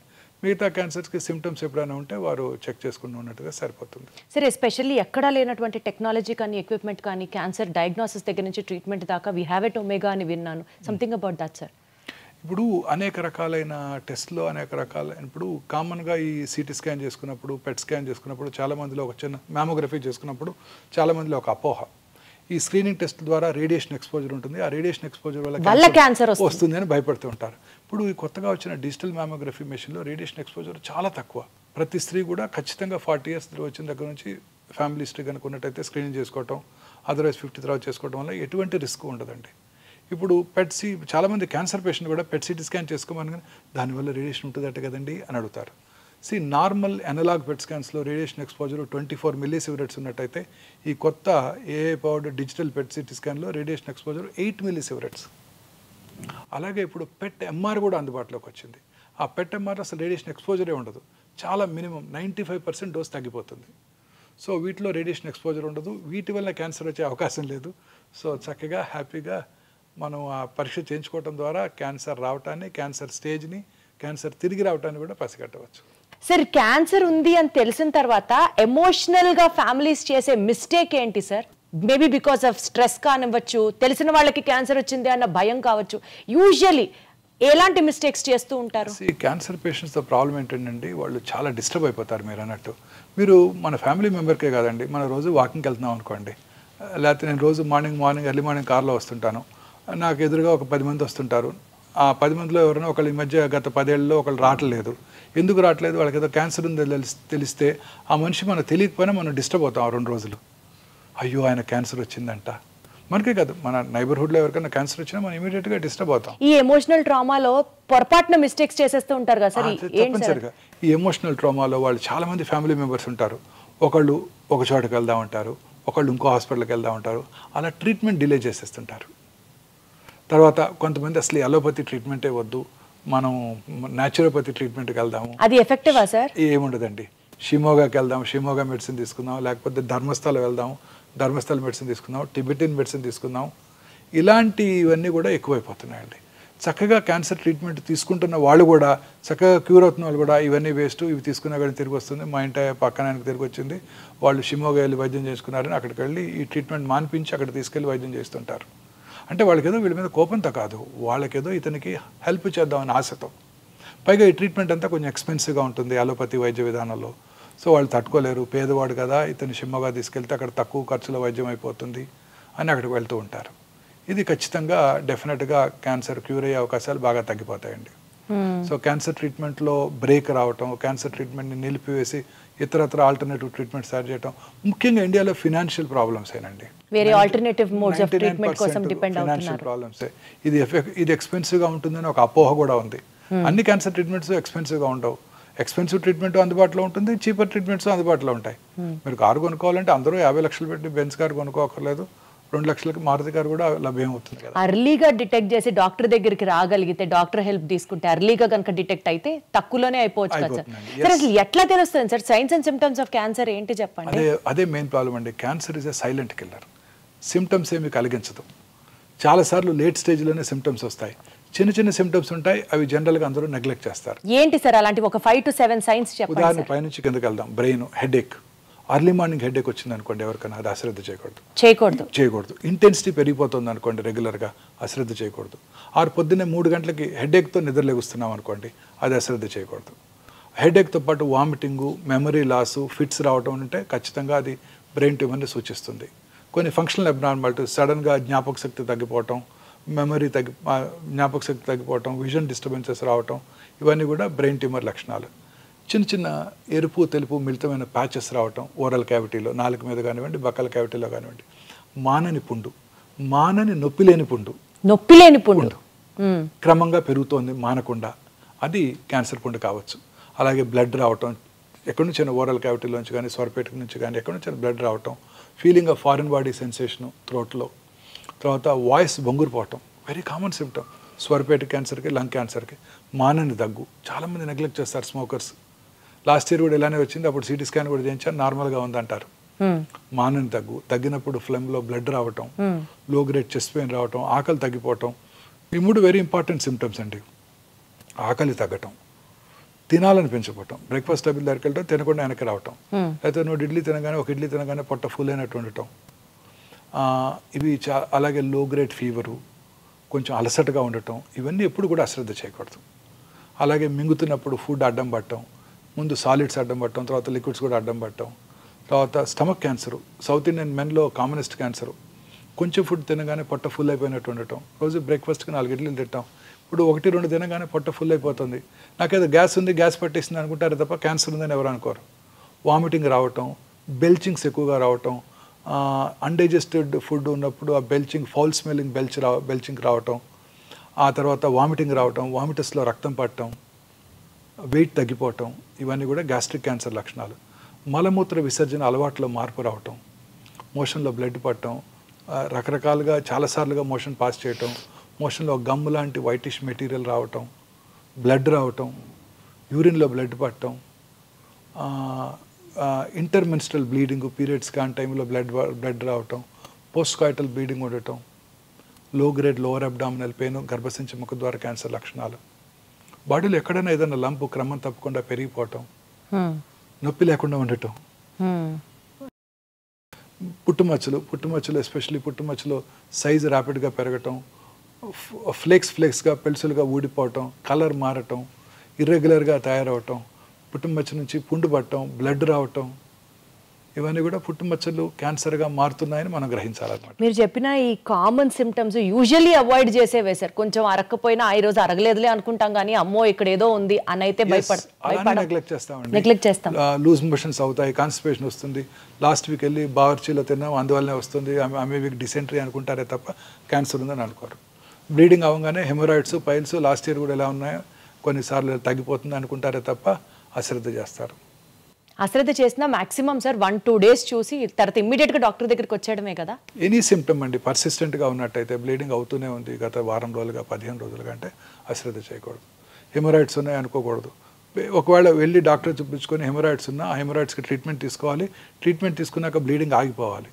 చాలాసార్లు హెమరాయిడ్స్ ఉంటాయి, దానిపైన ఒక 5 సెంటీమీటర్ల దూరంగా క్యాన్సర్ కూడా ఉంటుంది. హెమరాయిడ్స్కి సర్జరీ చేయించుకుంటారు, అది మిస్ అవుతారు కూడా. సార్ ఇప్పుడు క్వశ్చన్ ఏంటంటే, క్యాన్సర్ రాకుండా ఉంటే మనం ఏం చేయాలి సార్? మానసికంగా ప్రశాంతంగా ఉండాలి, సంతోషంగా ఉండాలి, రిఫైన్డ్ ఫుడ్స్ ఎక్కువగా తీసుకోకుండా ఫ్రెష్ ఫ్రూట్స్, వెజిటబుల్స్, గ్రీన్స్ రెగ్యులర్గా తీసుకుంటూ, రెగ్యులర్గా సన్ బేదింగ్, సూర్యరశ్మికి ఎక్స్పోజ్ అవుతూ, రెగ్యులర్గా ఎక్సర్సైజ్ చేస్తూ, లీన్ బాడీ మాస్ మెయింటైన్ చేస్తూ, దూరాలవాట్లకు దూరంగా ఉంటూ, ప్రాసెస్డ్ ఫుడ్స్కి, జంక్ ఫుడ్స్కి దూరంగా ఉంటూ, ప్రశాంతంగా సంతోషంగా నిద్రపోయినట్టయితే క్యాన్సర్ నుంచి దూరంగా ఉండవచ్చు. సార్ వారానికి 7 రోజులు 7 అలవాట్లు చెప్పండి సార్ మీరు, సో దట్ రోజుకి ఒక అలవాటు చేసుకున్నా ఆ మొత్తం వారం అదే అలవాట్లు ప్రాక్టీస్ చేస్తూ మన లైఫ్ స్టైల్గా మార్చుకుంటే క్యాన్సర్ని మనం ప్రివెంట్ చేయొచ్చు అంటే ఏం చెప్తారు సార్? ఇప్పుడు చెప్పిన అన్ని ఎవ్రీ డే 1 కొత్త హ్యాబిట్ నేర్చేసుకోవటమే. Wonderful sir. సార్ ఆడియన్స్కి ఒక piece of advice from your end, క్యాన్సర్ని దూరంగా పెట్టడానికి కావచ్చు, క్యాన్సర్ మీద అవగాహన రావడానికి కావచ్చు, మీరు ఇచ్చే సలహా ఏంటి సార్? ఏ చిన్న సిమ్టమ్స్ని కూడా అశ్రద్ధ చేయొద్దు. మన బాడీలో వచ్చే ప్రతి మార్పుని గమనించండి. మీ దగ్గరలో ఉన్న మీ ఫ్యామిలీ ఫిజిషియన్ కలవండి, ఆంకాలజిస్ట్ని కలవాల్సిన అవసరం లేదు. మీ ఫ్యామిలీ ఫిజిషియన్ దాన్ని కరెక్ట్గా ఐడెంటిఫై చేసి అది రిపీటెడ్గా వస్తున్నట్టయితే వారే ఆంకాలజిస్ట్కి రిఫర్ చేస్తారనమాట. ప్రశాంతంగా ఉండండి, మానసికంగా ధైర్యంగా ఉండండి, మంచి ప్రాపర్ ఫుడ్ తీసుకుంటూ, ఫ్రెష్ ఫ్రూట్స్, వెజిటబుల్స్ రెగ్యులర్గా తీసుకుంటూ, రెడ్ మీట్, ప్రాసెస్డ్ ఫుడ్స్ తక్కువగా తీసుకుంటూ, ఫ్యాటీ ఫుడ్స్, బయట దొరికే ఫుడ్స్ తక్కువగా తీసుకుంటూ, రెగ్యులర్గా ఎక్సర్సైజ్ చేస్తూ, ముఖ్యంగా సన్లైట్కి ఎక్స్పోజ్ అవుతూ, లీన్ బాడీ మాస్ మెయింటైన్ చేయండి. దూరాల వాటికి ఖచ్చితంగా దూరంగా ఉండండి. సార్ అసలు ప్రశాంతంగా ఉండండి అని ఇంత ప్రశాంతంగా చెప్తున్నారు కదా సార్. మీకంటే డెఫినెట్లీ వర్క్ ఈజ్ వర్షిప్ అనుకుంటారు కాబట్టి ఇక్కడికి వస్తారు, హాస్పిటల్లో ఉంటారు, మీకు అదే ప్రశాంతత అనుకుందాం సార్. అన్ని బాధలు రోజుకి 18 hours పని చేస్తాను, అన్ని బాధలు మర్చిపోతాను సార్. కానీ మీరు హ్యాపీగా ఉండడానికి డెఫినెట్లీ మీ ఫ్యామిలీ సపోర్ట్ కూడా ఎంతో కొంత ఉంటుంది కదా sir. All of them they great support అండి. మీ ఫ్యామిలీ గురించి చెప్పండి sir. My wife she is always here only. నాకు లంచ్ తీసుకొని వస్తారు. అదే మీ హ్యాపీనెస్ కి కారణమా సార్? నాతోనే ఉంటారు ఖచ్చితంగా, రోజంతా ఈవినింగ్ వరకు ఉంటారు. మళ్ళీ డిన్నర్ టైం వరకు డిన్నర్ చేసుకున్నాక వెళ్ళిపోతాం. ప్రశాంతంగా ఉంటాం, అసలు ఏ ప్రాబ్లమ్స్ లేవండి, చీకు చింత లేకుండా ఉంటాం. చాలా సార్లు అదే పాయింట్ ఎంఫసైజ్ చేస్తున్నారు కానీ చాలా హ్యాపీగా ఉంది సార్. సార్ ఫైనల్గా ఒక్క మాట చెప్పండి సార్, మీ డ్రీమ్ ఏంటి sir? I have achieved everything whatever I wanted. I don't have any more dreams. I'm happy, హెల్దీగా ఉంటే చాలు. ఒక చిన్న పీడియాట్రిక్ హాస్పిటల్ కట్టాలని ఒక కోరిక ఉంది. అంటే పిల్లల్లో వచ్చే క్యాన్సర్స్ ఇందాక మనం డిస్కస్ చేసాం, క్యూర్ అయిపోతాయి. సో చాలామంది పిల్లలకి ట్రీట్మెంట్ అందకుండా ఉంటుంది. ఒక హాస్పిటల్ కట్టి ఆ హాస్పిటల్లో డాక్టర్ ఛార్జెస్ ఉండవు, ట్రీట్మెంట్కి మనం ఇచ్చే ఛార్జెస్ ఉండవు, ఇన్వెస్టిగేషన్ ఛార్జెస్ ఉండవు, బెడ్ ఛార్జెస్ ఉండవు. ఓన్లీ మెడిసిన్స్కి మాత్రమే ఛార్జ్ చేస్తాం. అది మెడిసిన్స్ కూడా ప్రిఫరబుల్లీ ఏదో కంపెనీ ద్వారా తెప్పించుకోవడం. చాలామంది డొనేట్ చేయడానికి రెడీగా ఉన్నారు. అలాగే ఆయుష్మాన్ భారత్, ఆరోగ్యశ్రీ ద్వారా ఆ మెడిసిన్స్ తెప్పించుకొని మనం ఫ్రీగా ట్రీట్మెంట్ ఇవ్వగలగాలి. ఇది ఒక హాస్పిటల్ క్రియేట్ చేయాలని నాకు ఒక కోరిక ఉందండి. ఖచ్చితంగా 1-2 yearsలో చేసేయగలుగుతాను. అది తదాస్తు సార్, మీరు చేయగలరు, మీరు మాత్రమే చేయగలరు. ఎందుకంటే వాళ్ళకి కనుక ట్రీట్ చేసామంటే వాళ్ళు నెక్స్ట్ 50-60 years బతికేస్తారు హ్యాపీగా, మనం గుర్తుపెట్టుకుంటారు. ట్రీట్ చేసాము, అతను బ్రతికాడు, ఆ పిల్లవాడు బ్రతికి పెద్ద డాక్టర్ అయ్యాడో లేకపోతే పెద్ద ఇంజనీర్ అయ్యాడోనే మనకి సంతృప్తిగా కూడా ఉంటుంది. పిల్లలకి ట్రీట్మెంట్ ఇస్తే చాలా హ్యాపీగా ఉంటుంది అనమాట. సో ఇది ఒక్కటి చేయాలని నా కోరిక అండి, ఖచ్చితంగా చేస్తాను. ఖచ్చితంగా చేస్తారు సార్. ఆ దేవుడు మీకు మొత్తం పవర్ ఇవ్వాలి to achieve all your dreams. అని any kid walking into this hospital should get free treatment. ఇది ఒకటే కోరిక. అద్భుతం సార్. సార్ ఆ దేవుడు మీకు మొత్తం పవర్ ఇచ్చి మీరు అనుకున్న డ్రీమ్ అది నెరవేర్చి చాలా మంది చిన్నారుల్లో క్యాన్సర్ని నివారించడం, అరికట్టడం, వాళ్ళ యొక్క ఫ్యూచర్ లైఫ్ స్ట్రాంగ్గా ఉండాలని ఆ శక్తి దేవుడు మీకు ఇవ్వాలని మనస్ఫూర్తిగా కోరుకుంటున్నాం sir. Thank you so much sir. One of the interviews which enlightened me so much on this subject is thank you so much sir for that. Thank you, madam. And for more videos, please subscribe to iDream. Please subscribe to iDream. Please subscribe iDream. And please subscribe to iDream. For more videos, subscribe to iDream. please like, share and subscribe to the channel. Congratulations, iDream. Subscribe to iDream. Subscribe to iDream. So subscribe to iDream Media. iDream ki iDream team andarki huge congratulations. Please subscribe iDream Media. Please subscribe to iDream. Subscribe iDream. Please subscribe to iDream. iDream అంటే నా కళల channel subscribe చేసుకున్న నోరు తిరుగుతలేదు, మీరైతే గంట గుర్తు కొట్టండి. For more such videos, please subscribe to iDream. Subscribe to iDream. Please subscribe to iDream. Please subscribe iDream Media. Please do subscribe to iDream. Please subscribe to iDream Media. For best entertainment and information, please subscribe iDream. And don't forget to subscribe to iDream.